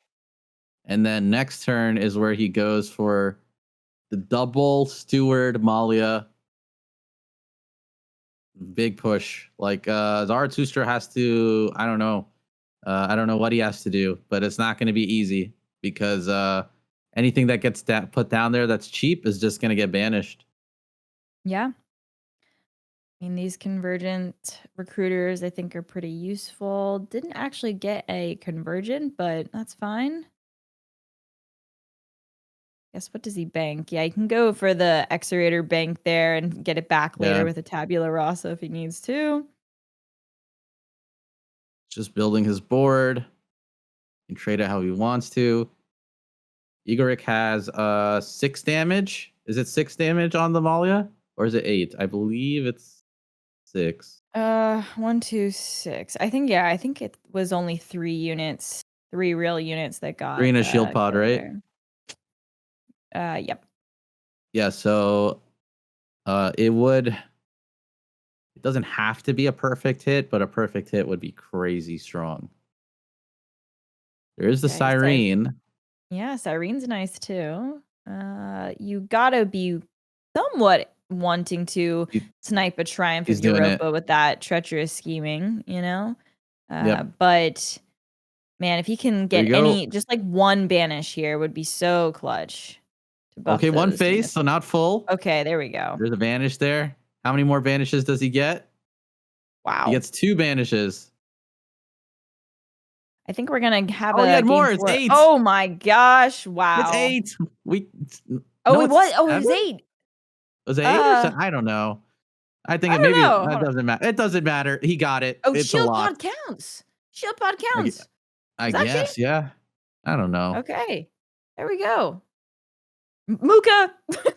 I work here. This is on you. I'm putting this one on you. I mean, that just is absolutely nuts Yeah, it's there. I very don't fair. know how Zaratustraa is going to recover from this. I think we're going to get a game 4, folks. I mean, I guess he did just pick up the Triumph, but there's 0 cards in the waste because of the banishes, right? It doesn't contribute to the waste. So this is just going to be so tough.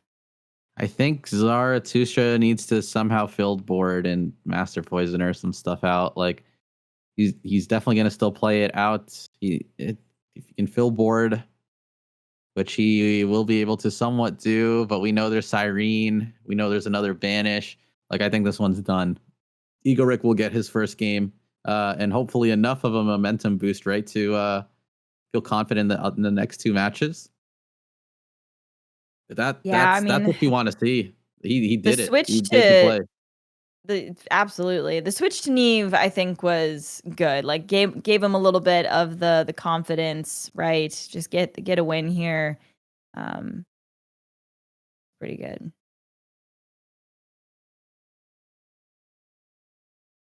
All right. He's got some beefy stuff, but we know this will unfortunately all be answered. He's really shooting for one of them to stick for Master Poisoner. Egorik can use the banish on, I suppose, the Magna, make them even bigger, draw some extra cards. Maybe is looking to go for a treacherous scheming for some disruption, but he's in a really good spot. There's a lot of different things he can do here. Scheming is going to be very good.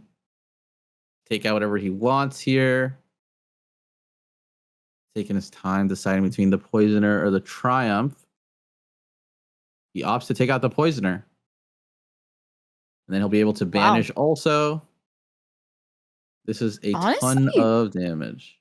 I guess that's right, because he's going to be going with the banishes a lot, so maybe the Triumph isn't that gassed, but still, though, I'm a little surprised that you didn't take the Triumph. Yep. Okay.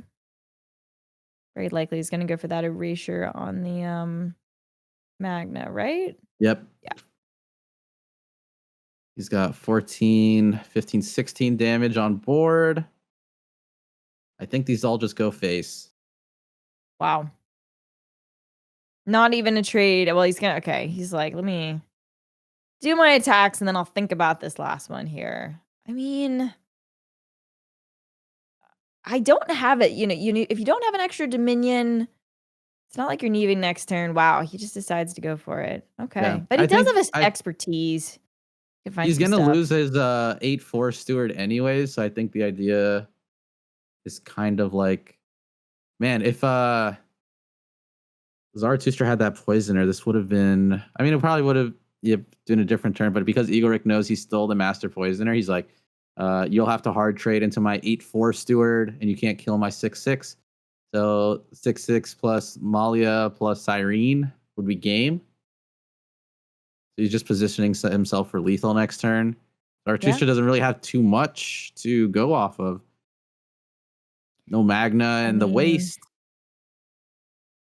Let's see, what's in the Scipius? There's Magna's ability in there, and then I guess 2 recruiters were played, right? So that would be in this. I mean, maybe he's looking to just refill the hand here. Throwing these away allows for them to go into the pool of the Triumph. So that's probably what he's looking to do. Yeah, not much in there, though. This will be Egorik's game to take. He's got enough damage for lethal. He brings it up to 2-1. And he just has his Nehemiah in the mirror match. That's doable. It is very doable. Yeah. No, that's what I'm saying. Like, the reverse sweep is not out of the realm of possibility, folks. Yep. Are we going to see this bank in the gamma come down? 7, 6. The rope. The roping, is stresses me out. Okay, yeah, there we go. Yeah, he just plays it out, gets it all in. Ooh. Sora's so locked in, we just see his headphones. It's wild. Both these guys, is that what it takes to get to the majors? Your face can only be like the bottom third of the screen of your camera. Is that the secret tech? Maybe that's both these players just have the way their cameras are lined up is so funny to me.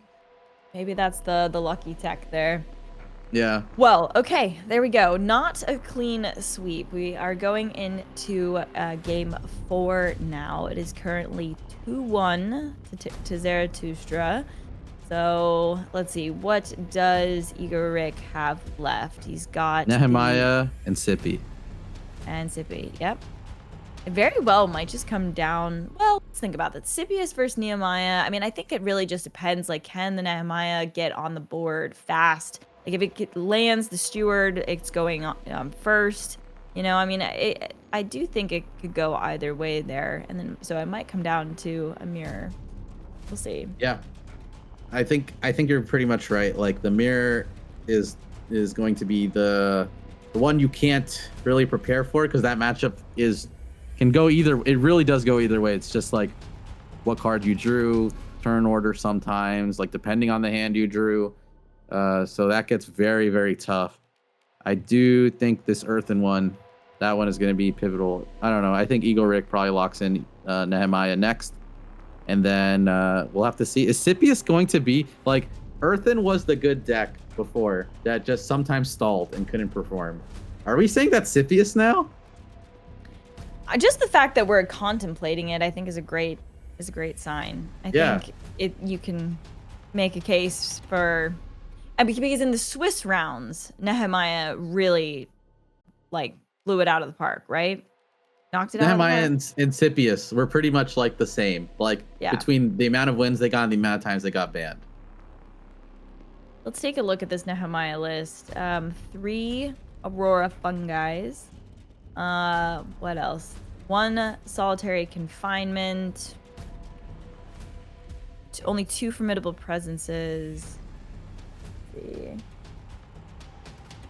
And Grove Guardian, yeah, people are opting for the Grove Guardian too. There's no Cunning Diplomat in, and I do feel like we've seen Egorik's, I think Egorik's Nehemiah, like kind of run out of gas a little bit. If he doesn't run any 2-drop units, so it's all 2-cost upgrades. Yep. In the altars. So if he misses 1, then 2 hurts. I think that's kind of how I feel about his deck. We've also that's seen good him enough. with a 1-drop like a lot. So I mean, obviously, Steward of the Gardens, priority number 1. But with the buff of Helm, I get why the Grove Guardian, like a couple copies, just like having an extra target for the Helm is so important. So it makes sense to sort of cut the 2s and try and prioritize getting that Helm. But we did actually see whatchamacallit. We did see Helm on 2 lose yesterday, didn't we? I think someone, I remember chat pointing out Yeah, that. We did see Helm on 2 lose. I forgot what matchup it was. So, leave Helm alone. Oh man, we're starting this campaign. Helm never did anything wrong. Helm never, I mean, to Helm be is- fair, it's Helm a is pretty perfectly bonkers balanced. card at 2 costs, so. Yeah, let's see how it goes. Zaratustraa, and the decision's easy. I think for Egorik, like, you just lock in what you're comfortable with. Both of these decks have good matchups.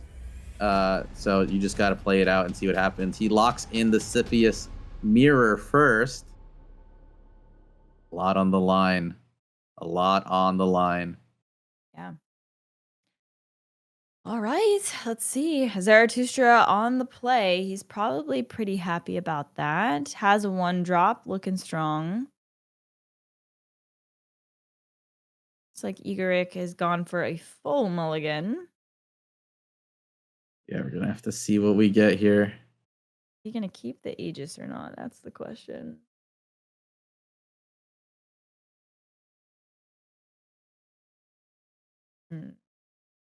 Okay. Gonna bank a Miasmancer turn 1. Probably not super useful. Get the striker down. And let's take a look at Egorik's hand here. He's got the standard bearer, the replicator. That's honestly a pretty good looking hand from Egorik here. Yeah, he just misses 1, so that'll give Zaratustraa a chance to like build on that.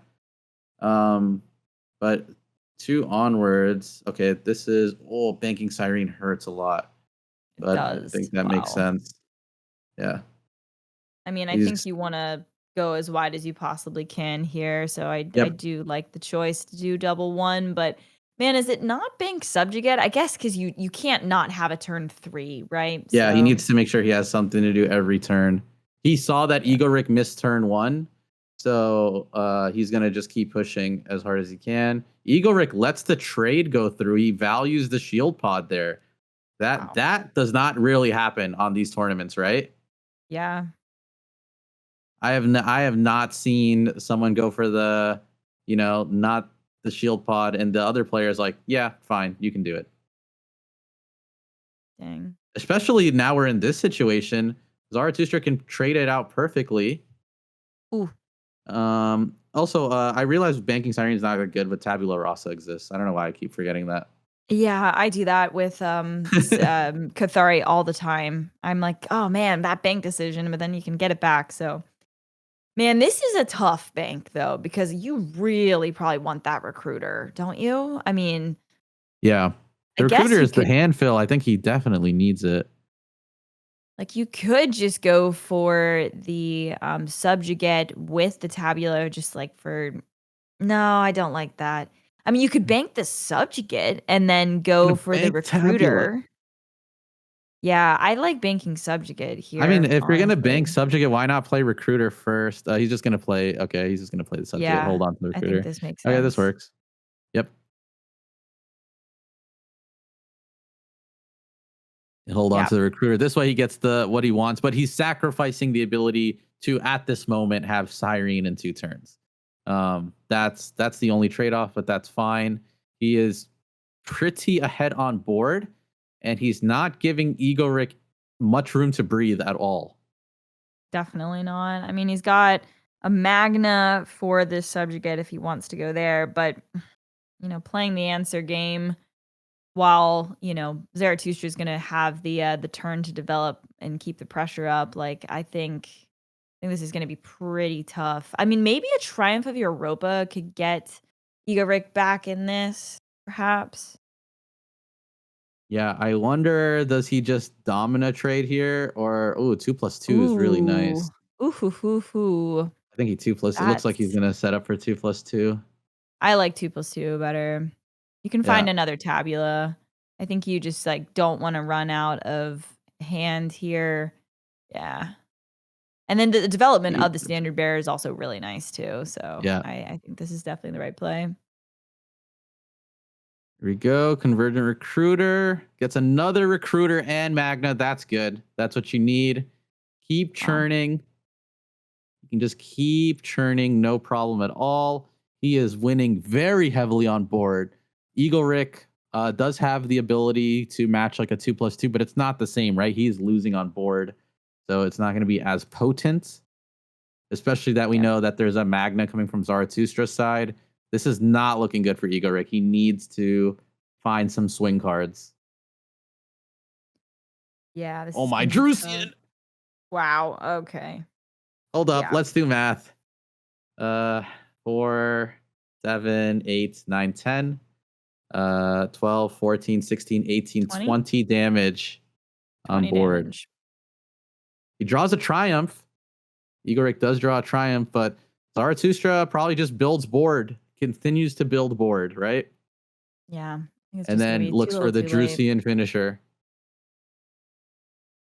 I mean, heck, Zaratustraa could even go 2-3 next turn. I think 2-3 next turn is the move. That's where my head is at right now. Nice. Play the Recruiter first, see what happens. Yeah. I mean, gosh, I guess you could consider Exorator. Just the fact that it would put a lot of stats on the board, like it demands to be answered. But no, I think that Magna is just too clean to take out the 3/3 there. You also get to keep refilling the hand, potentially find your own Triumph if there is a retaliation Triumph here this next turn. So he's gonna bank the Aegis here. I like this. He's holding on to the Striker is nice because then he can make the turn to go 1+5 and with the Tabula Rasa, and the Tabula Rasa now has access to Drusian and the Cyrene that's still in there. Yeah.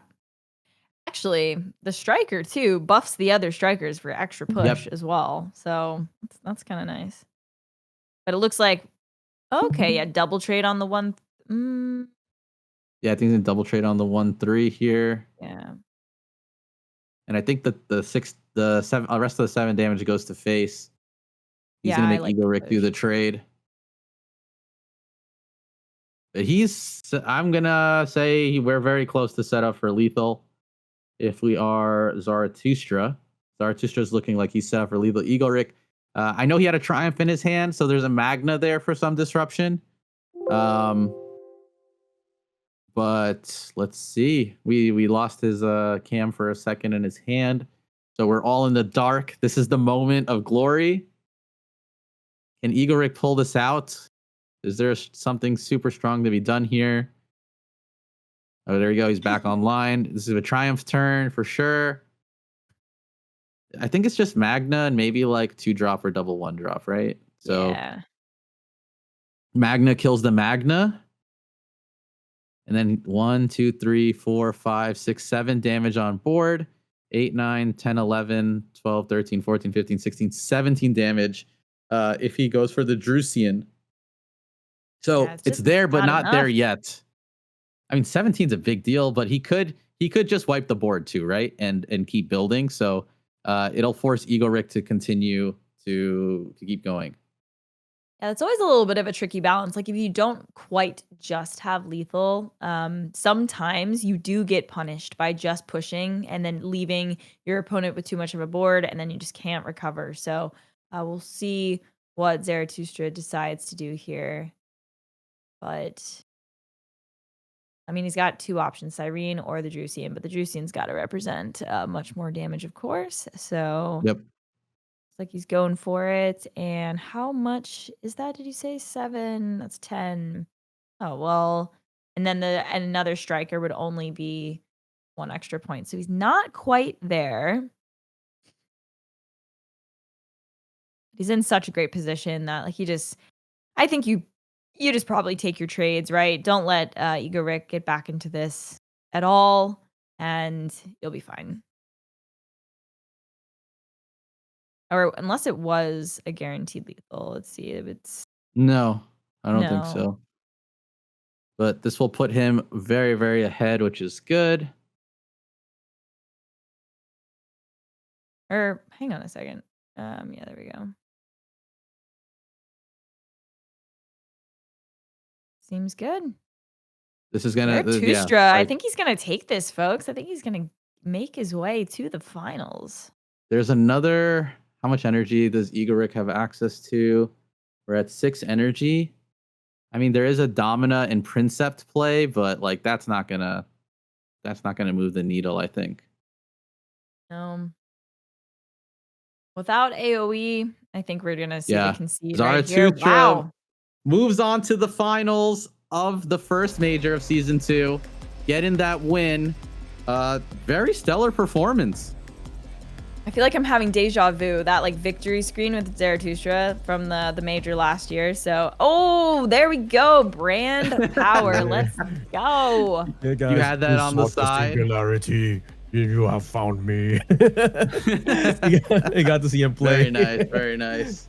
Dude, that was amazing. It's like a 3. Is it 3-1? Is that right? 3-1. 3-1, yeah. 3-1. Yeah. Yeah. I mean, I was looking for a way to for Egorik to come back, but he didn't queue up with Nehemiah, I think. So I think that could have been like a good play just to stretch it out a bit. But yeah, congratulations to Zaratustraa. I have a surprise here. We have the homework of Muka just to show how well he has done with his predictions. Let's look at the Muka's bracket predictions right now. Muka, how well have you done right now? Oh wait, what? I'm good. I called a finalist. I did call a finalist. Yeah. Zaratustraa. Yeah, Zaratustraa was one of the finalists for me. And yeah, I mean, we're gonna ride this prediction home. I know I had BlizzCon Jan winning, but I'll take it. Zaratustraa being the final was on no one else's prediction. I believed when I watched the Swiss, like he was coming in from a different angle that the others weren't. And if it was gonna work, it was gonna work big.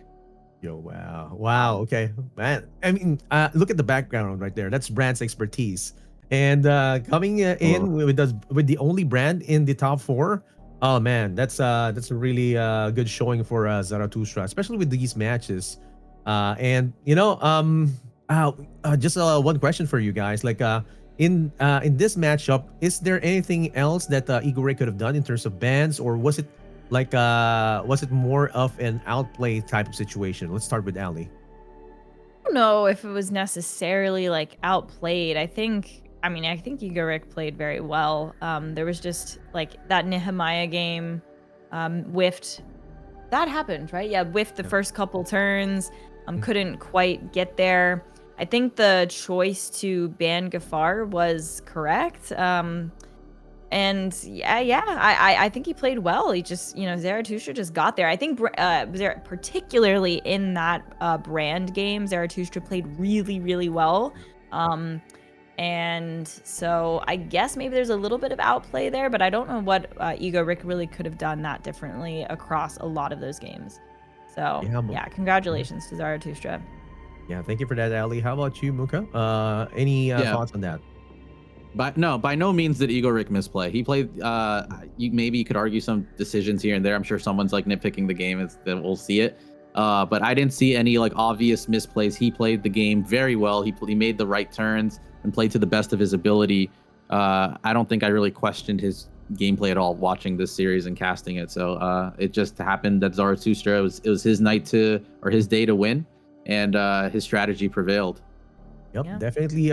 He prevailed and got to the top spot right now over at the finals. And thank you to Ali and Muka for this round. We're gonna be seeing them a bit later, but now we're gonna be looking at the brackets and how the day went from day 1 to day 2.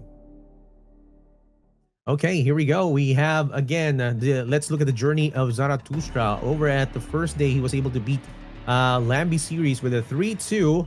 Over at the next round with a 3-1 win against Pandapple and another 3-1 win against Egorik.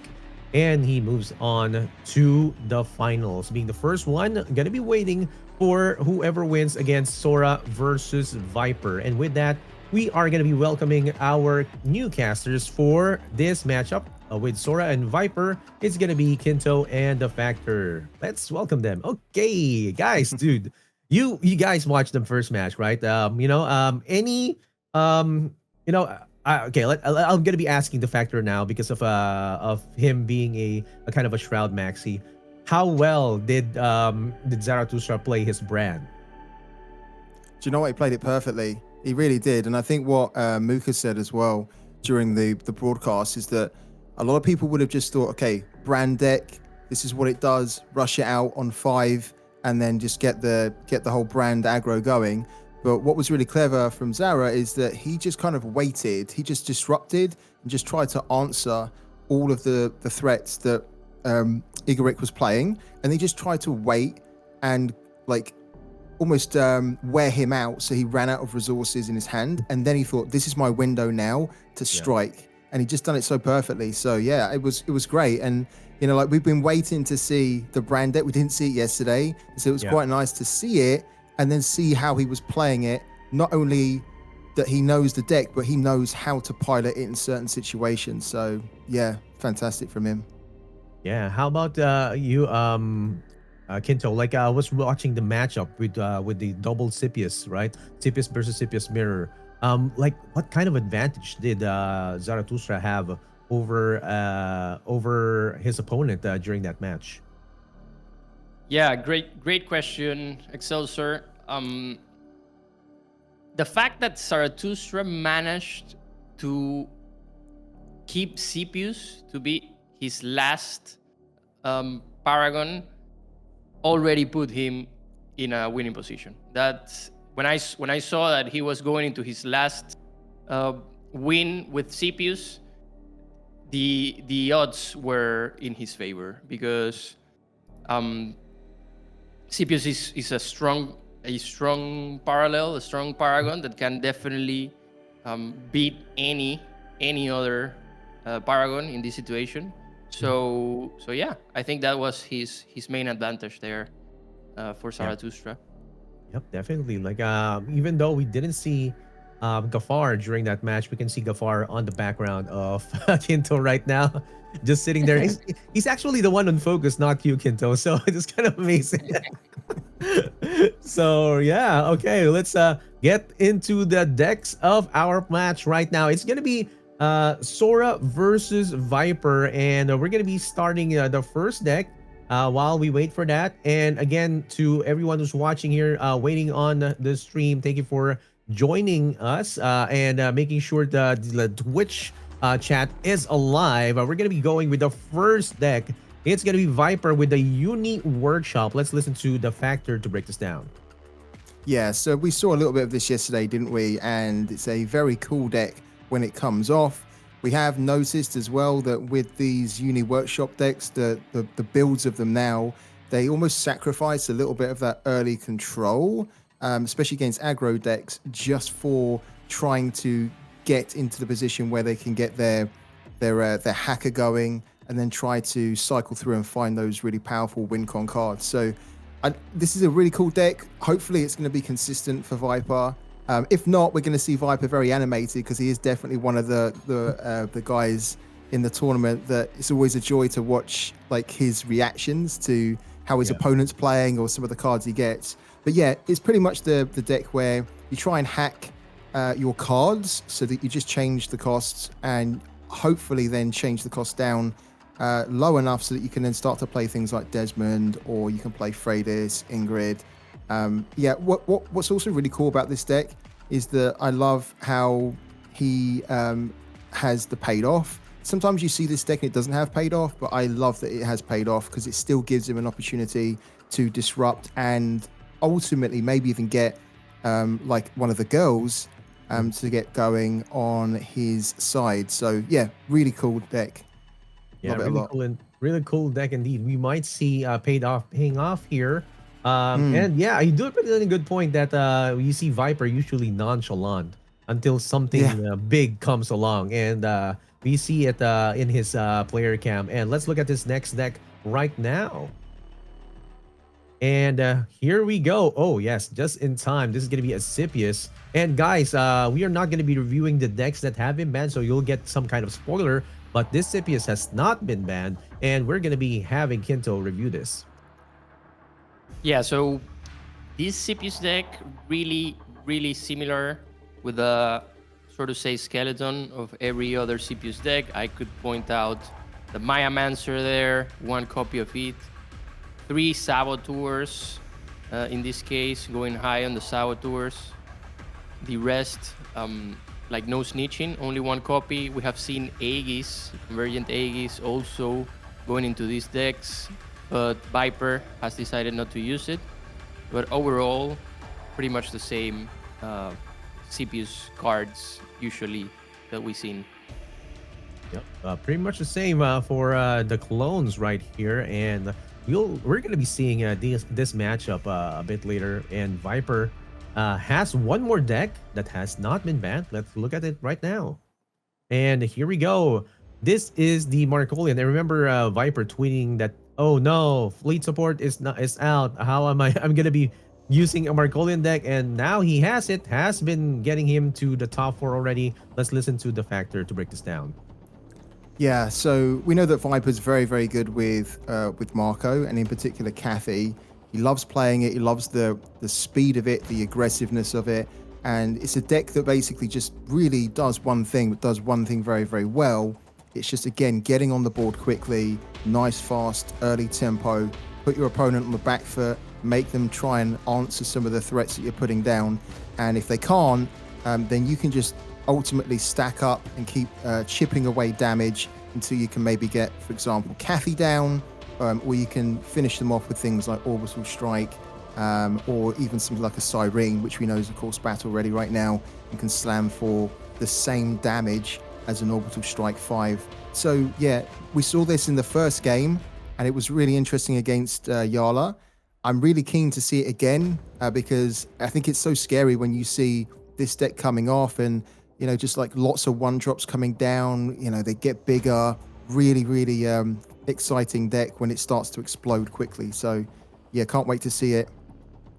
Yeah, definitely. This is like how do you say this? One of the faster decks that you can see over at Parallel right now, and you know when it starts running, Ka-chow. Let's go on to the next deck that Soraa is gonna be bringing, and this is gonna be Uni Workshop. And let's listen to Kinto to break this down and how it does compare to Viper. Yeah. In this list, we see the classic drone printer, two copies of it. Overall, going heavy on the early removals like Mercenary Gunslinger. We see 2 copies of Maya Mancer, which is fundamental in the mirror, in the Unishop mirror. Going heavy also on the Romaine Researchers for Draw Engine. The rest, all the package there for Universal, Estelle, Cyrene, Desmond, who has also been an insane card in this series that can elevate up the high rolls from the hacker. And then we see the no snitchings, the PSAs there for early removal too. Pretty nice list. Nice list indeed. Like no large removals, but it still does the work, and we have seen Soraa play it to perfection in the previous day as he had really big swing turns. And let's look at the next deck that Soraa brought to the table. And here we go. This is gonna be a Neve deck, and like clockwork, it goes back to our Shroud, resident Shroud expert, the Factor. Thank you, resident Shroud expert. I need to put that on my CV, don't I? Yes. Yeah, yeah. This is interesting because I think the big difference with this deck compared to a lot of the other Neve decks that we've seen brought to the tournament is the fact that Soraa seems to really value the Engine Whisperer. He is running, of course, pretty much the same number of effects which we see in most other Neve decks. So most Neve decks tend to have now around 24 effects. And when you look at the composition of the effects he's got all the right effects that you want to have. So the 3 no snitchings. So you could argue 3 is maybe too much, but some people go with 2. 3's fine though, especially when you look at some of the other decks that his opponent will be bringing. He's got the take it or leave it to try and get to Neve quicker.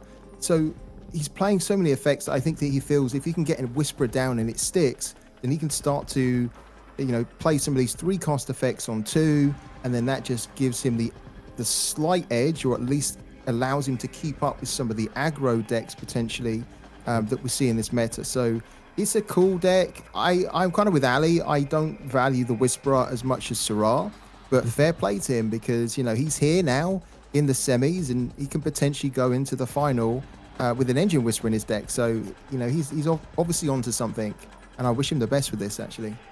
Yeah, he might know something with this deck. Maybe kind of a deck whisperer, and so to speak, with this Engine Whisperer already present here. Yeah, it's a part of the alpha that already is early versions of this deck. But yeah, let's see if this works. And let's look at the next deck, and I think it lines up with Kento's specialty right here with the Katari Scipius, another Scipius deck. And we're probably going to be seeing a Scipius mirror. Let's listen to Kinto right now. Yeah. So to highlight here the differences from Viper's list, we could see that Soraa is going with 2 Saboteurs instead of 3. He's also going with a Maya Mancer. It seems like the Maya Mancer has found its way in all of these Scipius lists. He's not using the Aegis. We have seen in Zaratustraa, for example, he used the Aegis in both of his matches. There's no snitching here for Soraa, but the rest is pretty similar to every other Cathari list that we have been seeing around. And well, this is a consistent list. So yeah, really nice. Yeah, really nice, consistent list indeed. And let's look at the bans from our players, Soraa versus Viper, and to no surprise, of course, we're going to be seeing 2 Earthens being banned. And for those of you who want to see the deck list, you can go to Sanctuary website. The bans are from Viper, it's Gafar, and from Soraa, it's Nehemiah. And are you surprised? Let's start with the Factor with these bans. No, I'm not surprised at all because we know how strong Earthen is. Since the changes, it's dominating on the ladder. Most players have brought Earthen to this tournament, and we've seen a lot of the time that it has been banned because it's just very, very difficult to deal with.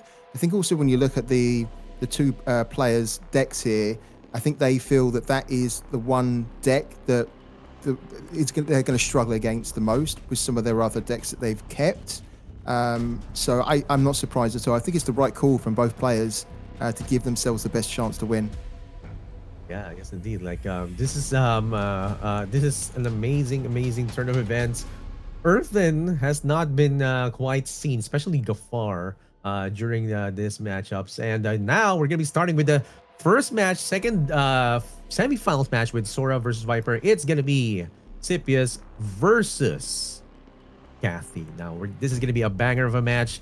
Really fast. I'm gonna be expecting this to be a fast one, but let's see how this is gonna go. To our casters, Kinto and the Factor. Take it away. Yeah, this is a really interesting matchup because we've got the 2 decks which are the most aggressive, you could argue, and have been for a while. The big aggro decks in the game going toe to toe. And sometimes it's a little bit difficult for, say, Marco to win this one if they don't quite get going quick enough and they can't also kind of contain some of the aggro from Sippy. Likewise, we've seen in the past as well that, sometimes Sippy can struggle too if it has a bit of a slow start and it doesn't get some good trades. So I'm really keen to see who gets the quicker start here and who's actually able just to kind of deal with the pressure, because both of these decks are about putting your opponent under pressure. And so whoever puts the other one under pressure, how are they going to be able to deal with that with the cards that they have in their hand? So yeah, Quinto, break us through, break down some of the mulligans here that we see and tell us what's good and what's not. So a really nice start here for Viper. A quick one where he can drop a lot of stuff early on. He doesn't have like a clear turn 2 in this situation. However, dropping here, like having something at this point and going on the play is really nice for him. Overall, we see on Soraa's side a pretty nice hand curve here. The Maya Mancer will probably be banked in this situation, but overall, this is a really nice starting point for Soraa. I think that this play from Viper was really good. Going on tempo heavy here, he can definitely deal now with this striker, for example. But we'll see if he doesn't run out of steam. Yeah, I agree. I feel like that was a very subtle but very pro type of decision there. Some players, that are kind of new to the game might have been thinking, okay, it's a zero cost. Maybe that's the bank. But actually, for Viper, he's thinking, I need to just try and get as much as I can on the board as quick as I can. I'm going first. I want to be able to have that almost first strike where my units are in place to make those trades and keep control of the board. And so just getting that second unit down on the first turn, just to give it some stats, was really, really cool. Yeah. Yeah. In this game, it's super important to have tempo in this situation, to get the tempo going and not fall behind, especially against a deck like Athari, where they will just keep on dropping units more and more. And now, for example, if Soraa decides to go with the standard bearer in this situation, Viper will be able to deal with it. Just because he dropped that Bloodhound early on. Also, the Bloodhound helped him with a shield pot, so he could clear the board in this situation from the striker. So now Soraa is going on with the build mode. He's dropping something that we don't see very often, dropping there the replicator on his second turn, something that tends to be kind of risky because of an early Saboteur. But at this point, he doesn't have any other option than to build the stats, the buff, and then start building the board. Yeah. Yeah. I think, it's an interesting one, isn't it? Because, there's potential there where he maybe played, say, Valerusi Standard Bearer, or maybe you played like, the Reliant Gamma, but just they weren't necessarily the best plays. I think it's, as you say, he's just trying to set up so that he's already behind. He went second, but just try for the next turn to then start to go wide, get those buffs, and then he can be in a position to start challenging for the board. So yeah, really interesting here. It's kind of cool as well to see Viper's. We've been used to seeing Viper in past tournaments where he's got lots going on in the background. He's got quite a nice clean looking cam here, and I actually spotted on his Twitter today. He said that he made the time to go and touch the beach. So he went for a walk on the beach just to kind of clear his head, get in the right frame of mind. And I wonder if that's actually helped him. He looks good. He looks focused. Yeah. So now we see the fruits of Soraa's work here with the replicator on turn 2. Now he has a really nice board here that will be very difficult for Viper to remove. And this is where Cipius beats Cathy. Like we see Viper's hand in this scenario. Definitely he can build a board, but in just one turn by Soraa, making sure he dropped that replicator, setting up his buffs, he knew that he could build up an insane board that will contest definitely Viper's tempo. And now Viper is on the ropes, needing to find a way out of this one. in the best way possible. Definitely Memento here. He has a board right now, and Memento can actually help him in some sort of a way. So let's see what he decides to go up with. Definitely banking this orbital strike that does nothing. At this point, he has the option to go Cathy's Rallying Cry into Bannerman, but Memento seems to be the more stickier card here and more valuable one because he can definitely deal with this Standard Bearer. Also, and the Reliant Gamma, which are units that you definitely don't want to keep in the board. No, you don't. And you can get another unit down as well to make sure that you can keep passing that memento on. I agree with you. It was so interesting, that, wasn't it? That, the turn before, kind of Soraa didn't really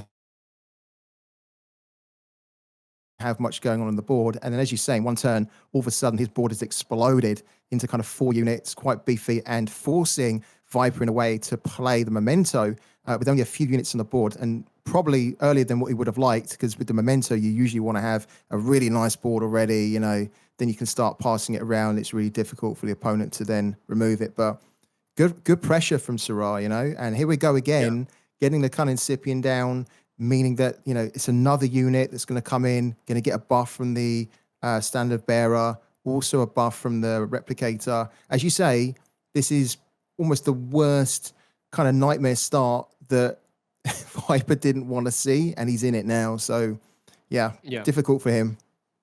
I think Viper is in a tricky spot, especially because right now he can't bounce off his memento, and it will be pretty easy for Soraa to just clear his board and then make Viper waste his memento in this situation. He's definitely going here hard into Cathy's Rallying Cry, trying to stack up his board in some sort of way that Soraa doesn't manage to actually waste his memento in this case. That's not great. Yeah. Probably not as good as he wanted, getting a slinger here when you've already got a board in front of you. I guess it could I mean, the other good thing is that it gives him another unit where he can pass the memento to, right? So that slinger, which kind of seems insignificant, could be good if he gets the memento onto it. But at the same time, this is what Viper is trying to do. He's trying to keep his memento, and the fact that he can't bounce it off yet is also bad for him. So let's see. Soraa with Magna in hand will definitely make this task easier. He can definitely clear this board and waste Viper's memento, which will essentially be like a checkmate in this situation. Yeah, exactly. So that will be it. I think there's no way, there's no Triumph of Mars here to save it. And look at that, Soraa with the Cyrene in hand. Yeah, that's brutal. Yeah, and the other thing as well is that what makes this really tricky, of course, for anyone like Viper playing Cathy is that, let's say his board gets wiped here. It's very difficult for him to repopulate the board. He can't repopulate as well as Sippy, right? And then even if you do repopulate, you then got to hope that you can trade them out, get them off the board, and they can come straight back with the Triumph. So, yeah, this is Viper's run out of cards. This is just could just be I think it's just a matter of time, isn't it, for Soraa to get this win here? Yeah. Yeah. Unfortunately for Viper. Yeah, and he gets the slinger as well, which is just nothing. He didn't have an answer there for the Replicator. Like, if he would have gone Saboteur on turn 3, this would have been very different. So, I mean, his only options really here. Yeah. No options whatsoever. No, not really. All he could basically do is, for example, say bank the snitch, play the slinger, play Cathy, but that doesn't really do too much. It's, you're going to have to hope that Cathy hits something decent just to reduce the damage, but slinger, it's not ideal. Maybe he can slinger, bounce memento in this situation just to have 2 chunky units that would be more difficult to remove in any case. Yeah. But there's so many units and they are all buffed by the Replicator. So in this case, it's just going to be too difficult for Viper to regain some sort of board control. And on top of that, Soraa has that triumph of Europa there that will just make it way easier, bouncing off his Magna again. Yeah. I mean, to be fair though to Viper, if he does top deck like a Cindy, that is going to give him some kind of a clear here now where he could clear the board. So that could be a way out for him. Yeah, that could be a way to get back into this game and get on top of it. So yeah, he does have a rummaging. He could look for it, but yeah, I just wonder if he can get that. He needs to find it soon though, I think. Yeah, so this is going to be the play that Soraa wastes the memento. Mm. And this will place Viper in a really tough spot. Definitely a Cindy here would help. But once again, this is the issue that I've been pointing out for these Markolian decks is the fact that they don't manage to regain a hand after just dropping everything on the board. After Triumph of Mars went out, was nerfed, and they are not using it, there's no clear way here for them to actually replenish their hand and regain tempo from a reduction of cost that Triumph of Mars gave, for example. Yeah. Now he's reliant on this Romain Researcher that will only draw him one card. It's not like there's not enough draws and not enough cost reduction to actually combo some plays. Do you think that there's a case then for the Triumph of Mars to be coming back just to help these Marco decks get that extra card draw, get the ability to reduce costs, play something then, keep the momentum coming? Or why do you think players have kind of opted out then? They just can't fit it in? I think that it's because of the way the lists are built, which are like unit heavy, so they are really cheap. They actually don't need the Triumph of Mars to reduce anything. In any case, they will pay 5 to draw 3 1-cost cards, for example, play them for free. And so it's not like here double Romain is actually something, but it's too late. I think. Yeah, it's too late. There's too much damage on the board. I mean, that's lethal already, isn't it, on the board? Yeah. Yeah, so I think that the logic of playing Romain is clear. It's the fact that it's a unit, it gives you cards, and has nice stats for the cost. Yeah, it also synergizes, to be fair, with the Red Sand Scout, right? Which is one of the reasons they also opt for that. Yeah. So, well. Yeah, I think this is just a formality at this point. I mean, Viper is going to run through it and see what he can get, but we can see here that there's already enough damage on the board. Yeah, and it's a concede from Viper just to move to the next round. So the first blood is drawn, and Soraa is the one who's drawn it. He goes up 1-0 in this best of 5. Yeah. So that was kind of what we expected. We expected that Sippy will be going quickly and it will try to get the board nice and wide. That is what its signature play is all about. You know, pressure, lots of low units, buff them, and then if your opponent can't keep up and then can't actually reduce your threats on the board, you're ultimately just going to win just through numbers, right? You're going to have that numerical advantage. So yeah, for Viper, it was a little bit tough because he tried to keep up with it, but he was just running out of cards. And as you say, there's so much ability in the Sippy deck to be like repopulating the board whilst buffing it. These low units get really big, and for the Marco decks, they don't quite have that same ability to stick on the board and shuffle through their deck at the same time. So yeah, it's still early days though, isn't it? I mean, we've got loads more games. So where do you think Viper goes from here? Do you think he mixes it up? Or do you think he sticks with Sippy still? Great question. Definitely now Soraa is left with Shroud and Unishop. in this case, any of Viper's aggro decks are viable for this next match. Definitely would like to see, like, I mean, he played really well, that Markolian deck yesterday. So going in with Cebius again might be a good option. Definitely to get that win going on. On the other hand, Soraa, I probably see him playing. Like I feel that he's gonna just go with Shroud in this case. What about you? Yeah, I don't know. I was thinking that maybe he goes Universal here, just because of the fact that he does go Shroud. There you go. You called it. There you go.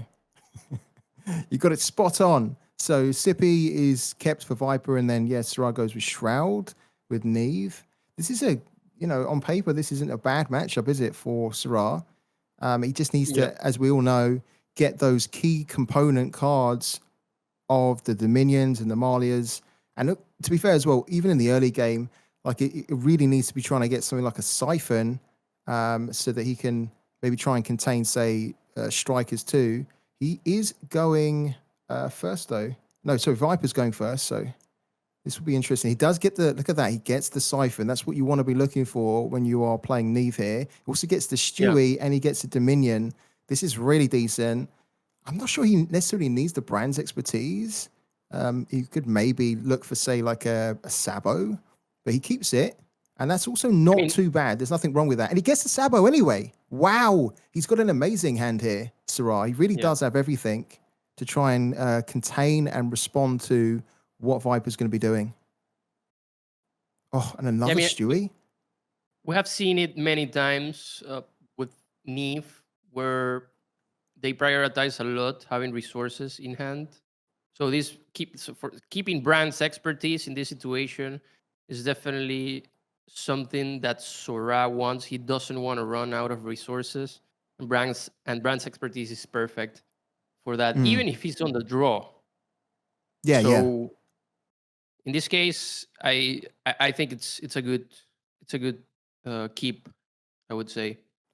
I mean, the other thing with it as well is that if you don't find the Marlia in your opening hand, you're going to need to find her. Like, she's essential in this matchup. So having that expertise, so you can just try and cycle through, find her quicker, is key. Because I've said it before, if you don't find the Marlia, say by like turn 5, you're going to be in trouble. You really are going to be in trouble, because by that point, Sippy's usually going to be in a position where the board's really like big, or you've had to Dominion to take that damage. And so then you're going to need to start to deal that damage back to deal with the board, which is going to come back at you from Sippy, and you're going to need that heal as well. So yeah, I agree. I think there's nothing wrong with it, keeping their expertise even on the draw.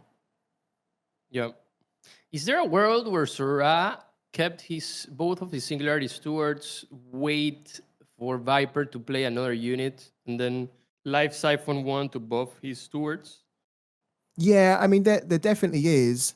That would have been really interesting, because if he was able to keep the Singularity Steward and then just, as you say, wait, bide his time, and find the right moment to play the Stewie, the 2 Stewies, and then the Dominion, that would have been cool. I think one of the reasons he didn't do that is because he already needed to. Siphon. Is there a world where what? Where he would have kept his Singularity Stewards and then live Siphon the Reliant Gamma this turn? There is, but I think the danger with that is that he wouldn't have been able to play it, right? The live Siphon for free. Well, he wouldn't have been able to play it for free, but also if, for example, he thought that the opponent, like Viper here, had the Replicator, then you don't play, you play, say, the Stewie on 1, and then you just keep the Siphon back, and then on 2, that Reliant Gamma then becomes out of range of your Siphon. And so then you're kind of like, oh, wow, I can't Siphon it now, and I've got a Stew on the board that probably just dies really quickly. So I think that's what he was thinking about. Just Siphon in first, remove the damage, remove the threat, and then see if I can just set something up with the other Stewie with the Dominions. Okay. Yeah, so here a take it or leave it for Soraa would be great. He draws it.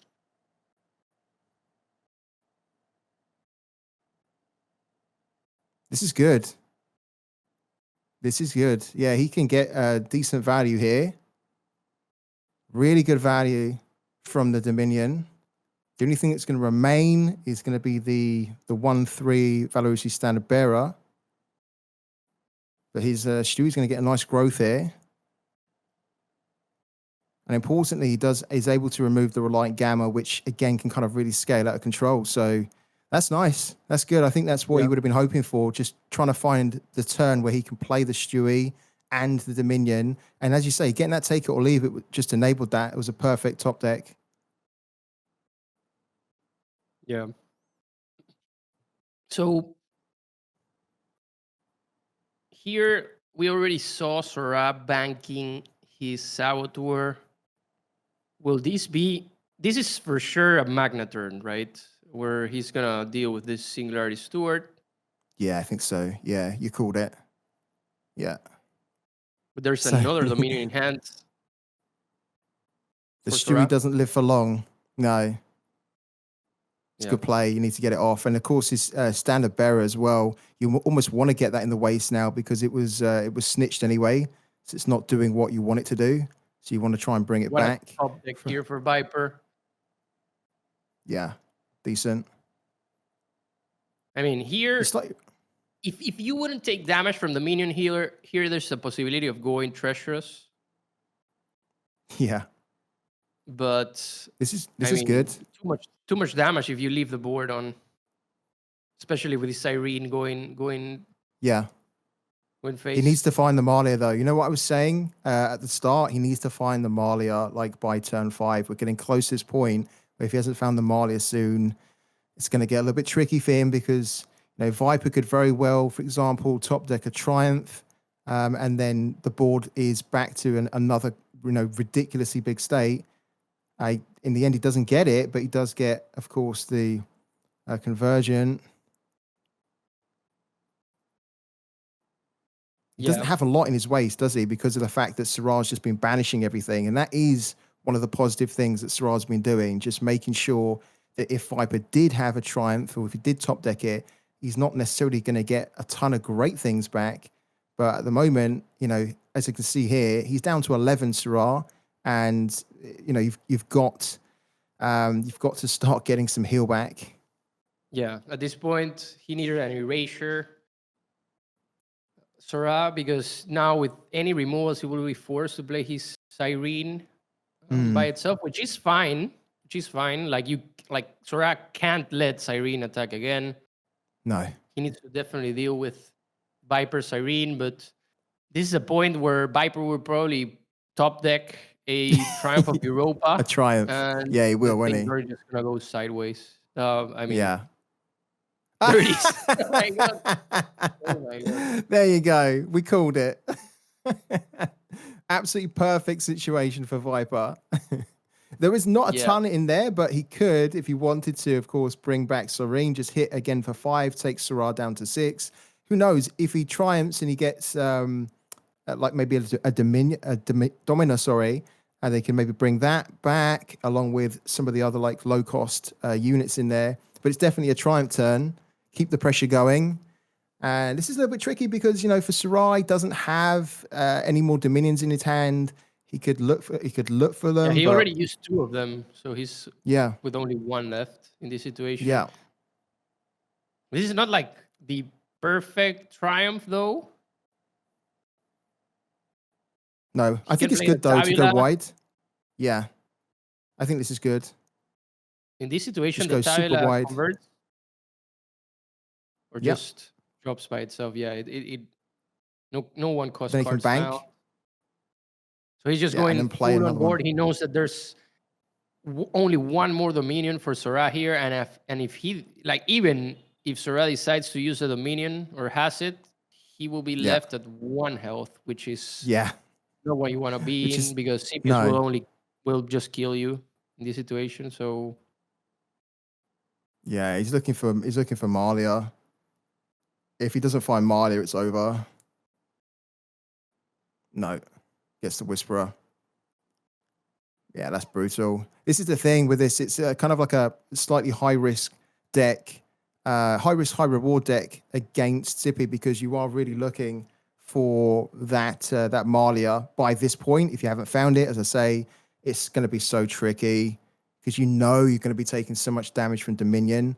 You know, you're such a reactive deck. You can't match Sippy for board pace, so you just are matching them with an answer, which, you know, damages you. And ultimately, if you can't find that health back to heal or even damage back, I was going to say, if he just got like a top deck there of Amalia, that would have been such a cruel joke, but he didn't get it. So, I think this game's going to go to Viper. 6, 7 plus CPUs, a CPU's Magna 8. Yeah, doesn't quite have it yet, but he's definitely he's pushing for it. I think the Saboteurs, the bank here as well. Can bank the Sabo, can play Standard Bearer, could potentially even play Sippy if he wanted to. Yeah. And then he's presenting lethal on the next turn. Yeah, Viper started with a recruiter, right? So yes, he did. There's gonna be draw here from these CPUs. Yep. There we are. Nice. Gets another recruiter as well. This is kind of exactly what you want to happen, isn't it? When you're playing Sippy, you just want to be able to have that pressure. Sure, your opponent dominions, but as they do that, they take themselves down. You just keep the pressure going. And if your opponent cannot find that Malia, you know you're going to be in a great position to finish the game. Yeah. So here we and are. Now Malia actually can't save him in this situation. No, there's too much health on the board, isn't there? She probably will be able to clear one or two things, but yeah, she won't be able to clear everything. And then even the heal won't be enough at this point, right? Because there's still too much damage on the board. Yep. That's what I mean. You almost need... Oh, and there you go. Look at that. Oh, my God. What an amazing game of top decks here. I mean, he needs to play it anyway. You never know. Good play here to play the Baron first, to then play the take it or leave it. Give yourself an extra draw, potentially, from a cash, which he does get. So that's definitely here, good. No. Oh, no Dominion. Yeah, Dominion here would have been absolutely wild. Because that would have potentially been the way out. One, saving a turn to actually get a heal from Malia. But, yeah. I mean, I think Malia will probably be able to clear maybe like a couple of things here. Because he does have... Malia has like 16 damage or 14 damage, something like that. So Malia will be able to do it okay. But because he's at 4 and he'll then be at 6 with the heal, it's just a case of, is there going to be enough units left on the board to finish the job? I think there probably will be. The damage is too spread out here. Yeah, it is, yeah. She's not clearing enough. Yeah. Okay. You basically, Viper needs to have 6. Yeah. Yeah, that's it. It's not enough. I mean, it's good effort. I think he got it a little bit too late, though, when the board was too big. If he'd have got that, say, a turn or two earlier, he might have actually been able to turn that around. But, yeah, that's the thing with this. It's like it's all about Malia in that matchup. If you don't find Malia quick enough, it's curtains, really. So I think, to be honest, the way that Soraa played that was fine. I think he played it good, actually. He just, couldn't find what he needed. And for Viper, he played that perfectly too. It was like, okay, I just need to keep the pressure going, just play those units and just ultimately win from the opponent taking themselves down to a position where I can finish them off. So how do you agree? Do you think that went pretty much the way we expected? I think Soraa didn't have any other option here. He didn't see his erase, like he handled the board in a way where he was not gonna take damage. Definitely with the Dominions, that's your only option in that sense. And you know that CP is just gonna flood the board over and over again, and you actually need to control it. But this is a two-edged sword, so to say, that will just like it's what you get basically when playing Neve against CPUs. We saw it yesterday differently with Jarla. He managed to keep his health up all the way up to the end game, and in the end got the high rolls that won him the game against Viper. But sometimes that doesn't happen. That just doesn't happen. So we're here on a Unishop mirror. Really interesting matchup. This is the battle of the high rolls, basically. Excited to It see if is, we isn't see it? some hacker plays, some insane hacker Yeah. plays as we saw yesterday. Absolutely, man. Like this is one of those matchups that can provide a real treat, right, for us as casters and also for the guys at home that are watching, because when you have two decks going up against each other that both contain the hacker, you can get some really exciting plays. And what we can see already is that Soraa has got Desmond and the hacker, and is actually looking to redraw the hacker, keep Desmond for the time being, and the glaive. Oh, he's now changed his mind. He's really undecided on the glaive. Does he want it? Does he not want it? In the end, I think he's keeping it. And then for Viper, he does not find the hacker, but he does find some nice early cards because he's going first. He does get the armored support vehicle, which he can play on 2, and the rummaging, which will allow him to play a unit and also cycle through to look for things like Desmond, hacker. So yeah, I like it. Oh, Yeah. So Viper on the awkward for play Soraa. here, getting first his token throughout the game. Soraa valuing a lot that Desmond, even to keep it in his initial hand. He's ready to play Desmond for sure. Yeah. He's Desmond focused, definitely. Desmond focus. Yeah. Banking here the Cyber Deck console, which doesn't work at all in this matchup. There's practically nothing you could do about it. Except maybe for a PS8. Yeah. Both players not being able to play a unit on or anything on 1. So not even relics, for example. But Viper now being able to play his 2-cost armor support vehicle, which is nice. Can start getting going, and that will synergize quite well, actually, won't it, with the rummaging researcher on the next turn. So he could play rummaging, then he could potentially use the armor support vehicle then to charge to give him more card draw, and there is the paid off, which we know Viper loves. And Viper as well. Look how animated Viper is. He's like, I can't believe that Soraa just hit the stabilized shard there, that he could potentially beat me to like a Desmond or a hacker. So yeah, he was shaking his head in disbelief.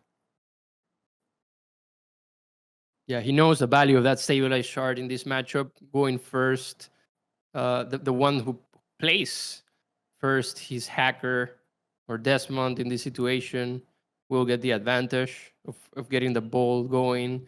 However, Soraa doesn't have the hacker in hand yet. But Viper, on the other hand, gets a lot of resources from this Ramayan researcher comboed with the armor support vehicle. He's ready to draw a lot. Yeah. Do you think for Viper, the next play, you'd be thinking if you was in his position, get another rummaging down to get double draw, or maybe even just like look to remove the stabilized shard with the saboteur that he's drawn? What would be your play he's here? going Sabo for sure. Yeah. The So glaive comes down. Here, yep. The Ramayin. Okay. Interesting turn, since that Estelles in this situation is really nice, playing it early here for Soraa. He is stacked also, got that Desmond, got that Maya Mancer if he wants to stop any sort of play here from Viper on like the 5-turn play. And Viper doesn't have a clear answer to these Estelles. No, he doesn't. I mean, I was thinking he can maybe wedge the Sabo in between the rummaging and the armor support so that the rummaging survives, and then kind of like next turn you can play another rummaging, get more card draw. He is getting his token the next turn, which will help. But I agree. I mean, we saw it in the mulligan that Soraa was kind of debating, do I keep the glaive or not keep the glaive? It looked like he wasn't going to keep it, and then now he's kept it. That's actually going to work wonders for him, I think. Oh, wow, right spicy. We're going for it. Kickback. Amazing. Oh my God. Yeah. Oh, wow. We're doing it. Wow. Oh, nice. Okay. Stealing the nuts. Definitely a lady here with the spade of yes. Yeah, surely. Pay that price. Steal that Estelles. Get the Ingrid. Yeah. Steal the Estelles. Oh my God. This is huge. Oh my God. 8 energy. This paid off. This is amazing. This paid off. Is going to pay off right now. So this is going to give Viper so many options to control the board, control the flow of this game. Getting the Astels is going to be massive. He'll be able to Huge also tempo swing. massive, and then also be able to force Soraa to discard some cards if that's what he chooses as well. Could be incredible. He can choose 2 options, right? 3 options in total. Yep. He gets the glaive, Ooh, so fucking double second glaive. Astels. Double Oh my God. glaive. Disgusting. Absolute Disgusting. filth from Viper here. Double glaive. He was faced with one, and now he's got 2 on his side, plus a lady. This is a nightmare for Soraa. He looked like in control, but that is the power, isn't it, of the paid off. It really has worked for him. However, we know that Soraa is going to have a ton of energy. He's going to have 4 additional energy, so he can get Desmond going, but with the double glaive on the board, it's going to be really difficult for his Desmond his into units to stick. Wong. But this won't give him. He needs to find his Fradies, I guess. Yeah, he does. But this paid off. Really pays off in this Yeah. in this Does mirror. he gets a to be hacker? honest. No. Why not play it's the not what he's hacker looking first for. and then Wong? No, Wasn't he it only that the just. play? Well, I think it was. Yeah, it was actually. Yeah, He's I feel going like that double would have been. drawing here for the double draw.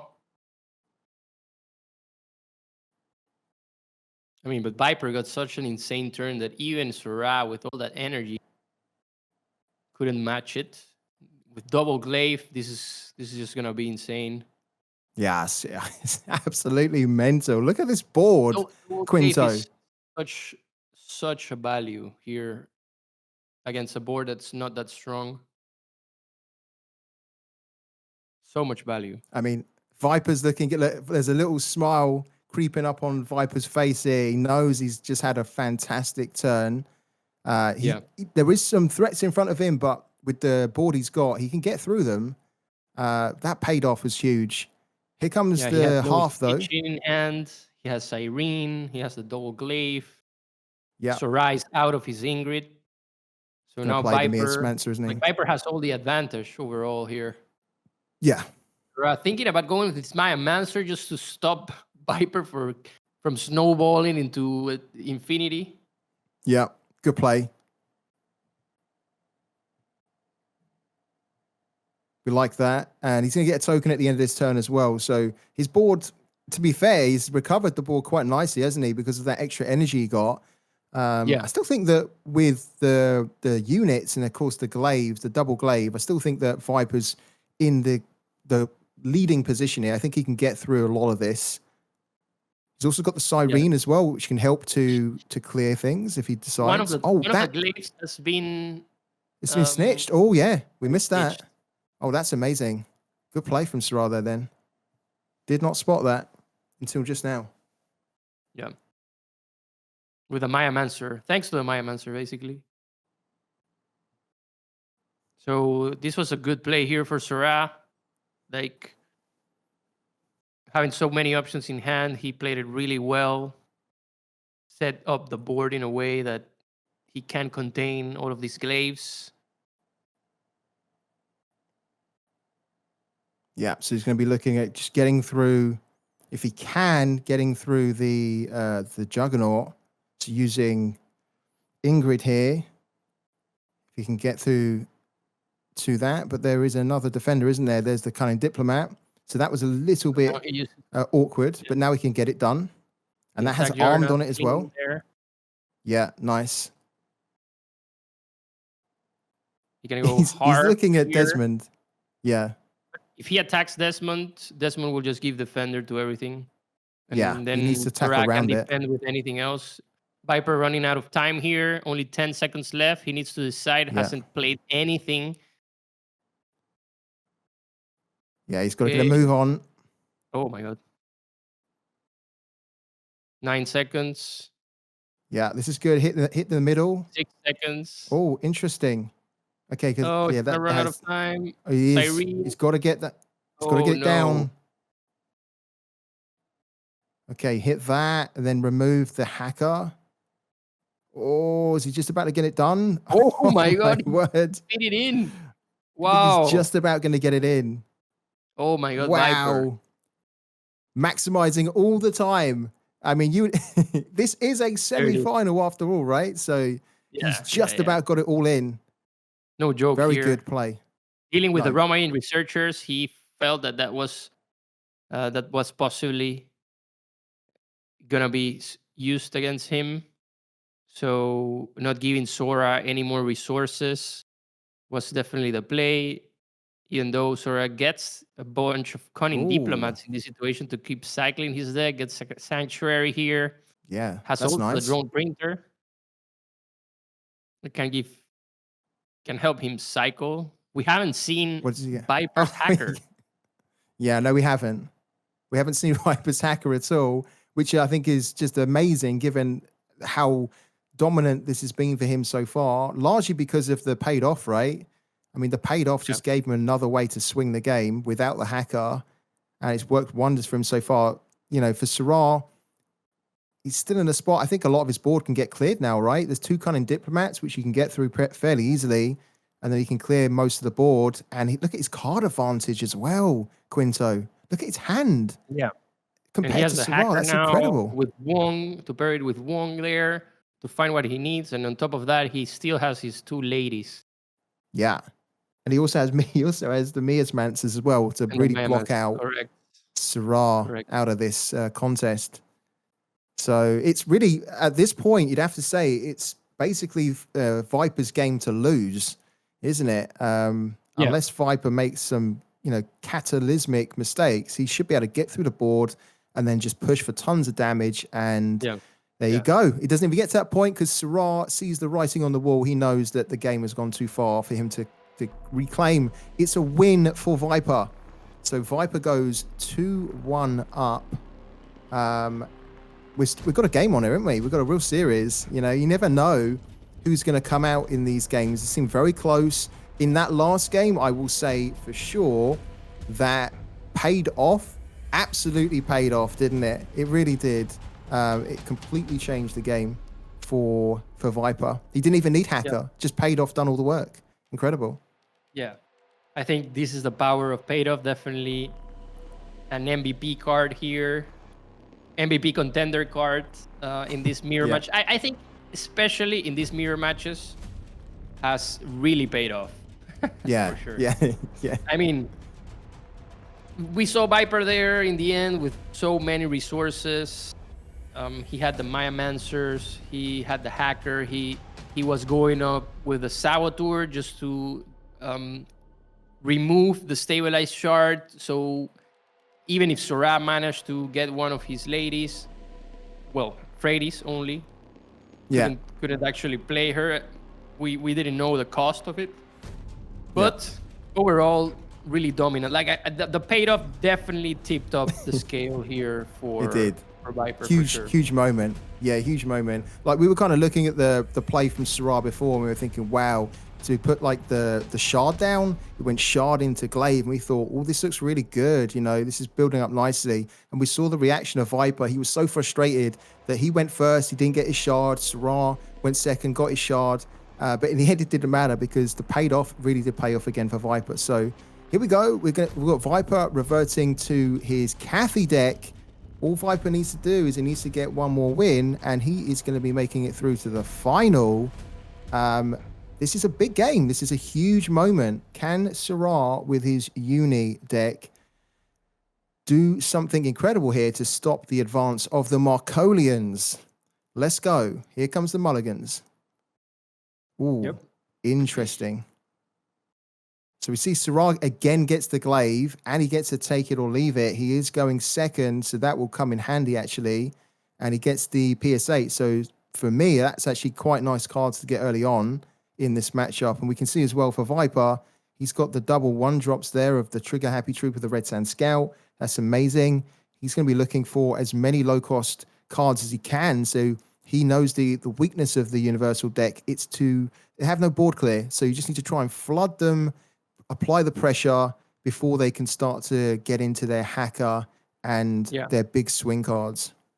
Good for Viper here that Soraa is on the draw, so he has more time to build a board before the passive drops. But let's see if Viper manages to keep up the tempo without going out of resources early on. Yeah. Yeah. That is the danger, isn't it, Quinto? Because when you look at Viper's hand here, like he's just drawn all one cost cards. So he can flood the board nice and early, but then if it doesn't quite pay off, he doesn't quite keep that momentum going, he's going to be drawing just kind of like one thing here and there, or having sort of one card to play per turn. So he could really run out. Or he gets the artillery volley. So it's going to be a bank, isn't it? Why didn't Soraa remove this Red Sound Scout with PS8? I'm not sure. I'm honestly not sure, because he could have, couldn't he? I thought that's why he kept it, so he could have had an immediate answer. Maybe he's saving it for something a bit more of a threat. Maybe he doesn't consider this to be a huge threat. He might be saving it for, say, Trigger Happy or like a Bannerman. But I think he definitely could have played it to remove it. I don't know. I feel that leaving that there, especially with a buff that's going to give the other Red Sound Scout, was not a good idea. But we'll see. We'll see if there's any use for it. Definitely he can pair it up later on with the Artillery Juggernaut in any case. Let's see. I mean, Viper opting here actually not to put a buff on the second Red Sand Scout and to just go double Trigger Happy Trooper here. He does also get an armored, he gets an Alvaro Interrogator. For Soraa, he's just drawn one of his ladies, which you really don't want to see at this point. You want to be able to not see it and then hack it in a lot cheaper. So there you go. He does then use Trigger Happy Trooper, it seems. Yeah, he was saving it. Yeah, I thought he might be. A lot of players almost don't consider the Red Sand Scout to be too much of a threat, but if you leave it and then more are played along with Crimson Fleet Machinist, that can actually get out of control, can't it, Quinto? So it was a bit of a risk. Here, Viper has the option, like Viper's gonna face an Estelle, so he needs to build a board. Don't know if he's gonna buff here the Alvaro. Get a clean clear for the Estelles with the Hat Trigger Happy Trooper and keeping up his Red Sand Scout in this situation. No, he's not going to. He's not going to charge it's either. practically the same, I assume here. Okay, Viper opting not to charge. Doesn't want to reveal any of the information to his opponent unnecessarily, and he knows that he's got good board supremacy here. Opting instead to play the Red Sand Scout second, so it still gets a little bit of a buff from the Cathy passive. And look at that. What an amazing card for Viper to then get. He's got two Red Sand Scout on the board, and he top decks the one card you probably do want to see so that you can refill your hand. So he's been aggressive. Sometimes, as you say, you can run out of resources in your hand. You hope that you draw one of your card drawing cards, and he's got exactly that with the Rummaging. Yeah, but I don't... Oh, my God. Soraa decided to go with the Cunning Diplomat in this situation. Is he going to be looking to play... He doesn't want to take damage from the take it or leave it. He's going to... Or, yeah, he want to play the Stabilize Shard. Yeah, he does. He's going for more energy, isn't he? Oh... I mean, that's interesting, because I might have been very tempted to have played the glaive there, just so that I presented a big threat, knowing that if they don't clear the glaive, then I potentially clear a lot of their board. Maybe he was thinking as well that if he plays glaive and then Cathy comes on, Cathy could clear the glaive along with one of his units, and then he's wasted the glaive. What would you have done there? Would you have played the glaive, Quinto? Or would you have gone for the extra energy, a little defender, just to stop some kind of damage to the face? Soraa is thinking that Viper could find a way to clear his glaive really easily. So he's opting up to be able to play Cyrene next turn and get some more clean clears. So I love it. Yeah, yesterday you were having trouble too. It's a bit of a tongue twister, that one. Love it. we'll have to get you a bit I'm smooth on gonna that start one. saying clean trades so I don't get confused. Yeah, clean trades. Yeah, I'll leave the clean clear. Oh, I can't even say it now. God, look at that. I'm not going to say it either. I'm going to say clear trades. Wow, amazing. So for Viper here, he's just been drawing more of the cards that he wants to see. He gets a Crimson Fleet Machinist as well that's come in. So just applying the pressure. And for Soraa, to be honest, looking at Soraa, he kind of looks a little bit defeated in that chair. Like the writing is on the wall for him. How does he clear a lot of this now? I mean, Viper Serene gets clear Irene on top too. of everything. Yeah. So this is like Soraa. I think the mistake from Soraa here was to let Viper develop and keep a board. This is like he's playing a deck that doesn't want this to happen really. Mm. And he doesn't have the energy, like enough energy to actually play any of the ladies turn. Yeah, I mean, to be honest, unless we're missing something here, I know that I'm not in this position, and he's done fantastic to get to this point, semi-final, and he's not out of it yet. But I would have just not liked to have seen that board. I would have probably preferred to have got the glaive down and then at least said to the opponent, right, this is going to wipe a ton of your board unless you deal with it. And then if they trade into it, so be it. But then the board gets reduced, right? You're totally right. Yeah, you kind of defend in a way because Viper would have traded that Estelles for sure. Yeah. And now, I mean, it's still not like a bad position, but Viper has so many answers in his hand. He's tagged on the Siren and Cindy in this situation. He also has Kathy for extra stats on board. So these are the cards also that Viper wanted to see at this point in the game. So that's unlucky, definitely, for Soraa. And Viper decides to just go face. He doesn't care. He's going for the kill here. Oh my god. He knows that with Cindy, he will get the win. Lethal damage next turn. Wow. Being just non-stop wave of pressure from Viper, which is exactly what you want to do when you're playing Kathy. I mean, when we're looking at the hand as well, I don't see a way here for Soraa to get out of this, and I think he is edging for the concede. So Soraa has done absolutely incredible in this tournament to get to the semi-final, but he bows out to Viper here, who progresses to the final. And Viper, we got a small little smile there from Viper. He enjoyed that one. This is so exciting, this major, because first of all, we're getting to see the players from the last season. Like, we are seeing the players from last season. Those who perform well are performing well in this one. And on top of this, we have a finals that's going to be the first major winner from last season versus, if I'm not wrong, the third major winner from last season. Am I correct here? Right? Yeah. Viper won the last major, the third one. Well, from last season.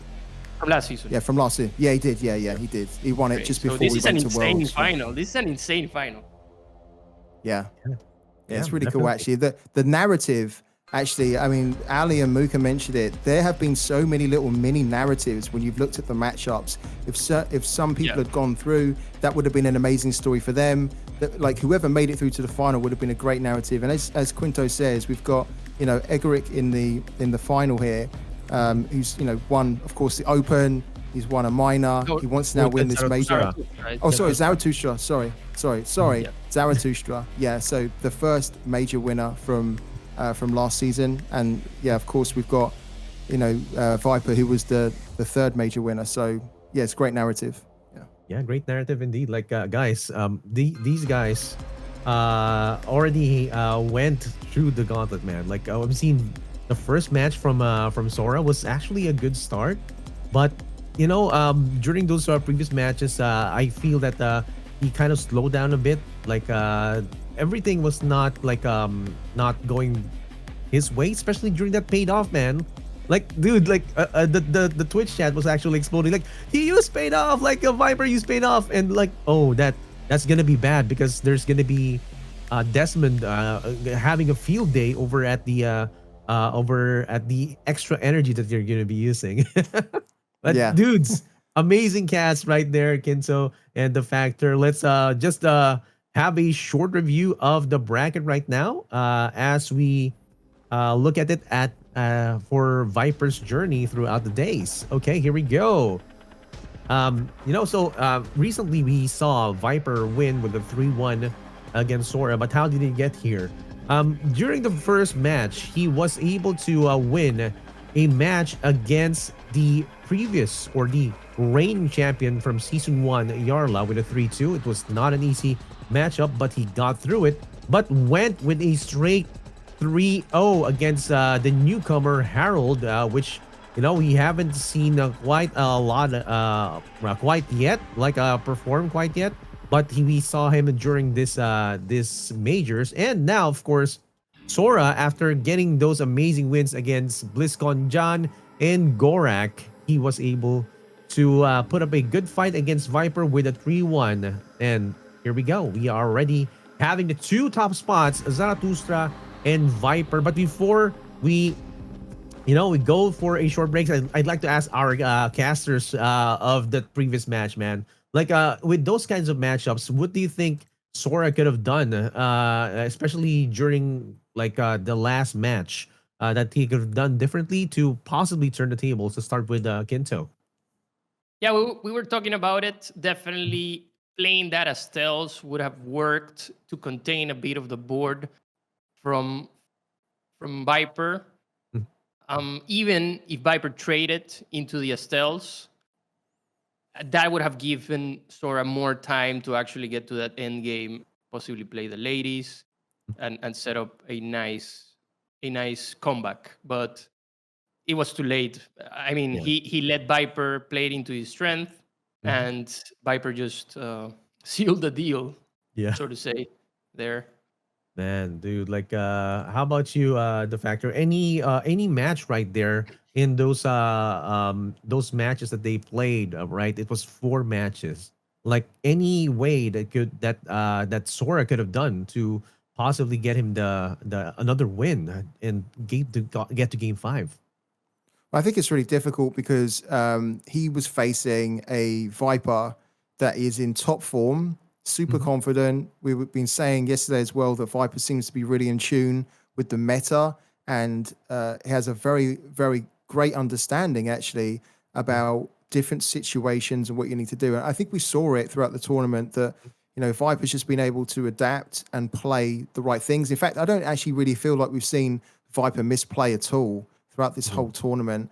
And as Quinto said, maybe in that last game that we just witnessed, maybe the glaive could have at least helped Soraa to prolong the game so that he didn't die as quick as he did, and maybe get to the point where he could play, say, his big swing cards like the ladies, because he had the 2 ladies in his hand, and that was unfortunate because he obviously didn't want them. He wanted to be able to hack them. He actually didn't even get the hacker in his hand in that last game. So it was about just trying to prolong the game, get it to the point where you could play some of those big swing cards, and then who knows, maybe you could have kept in the game. But I think Viper, top form, playing flawlessly. It's going to be such an exciting final, isn't it, against Zara?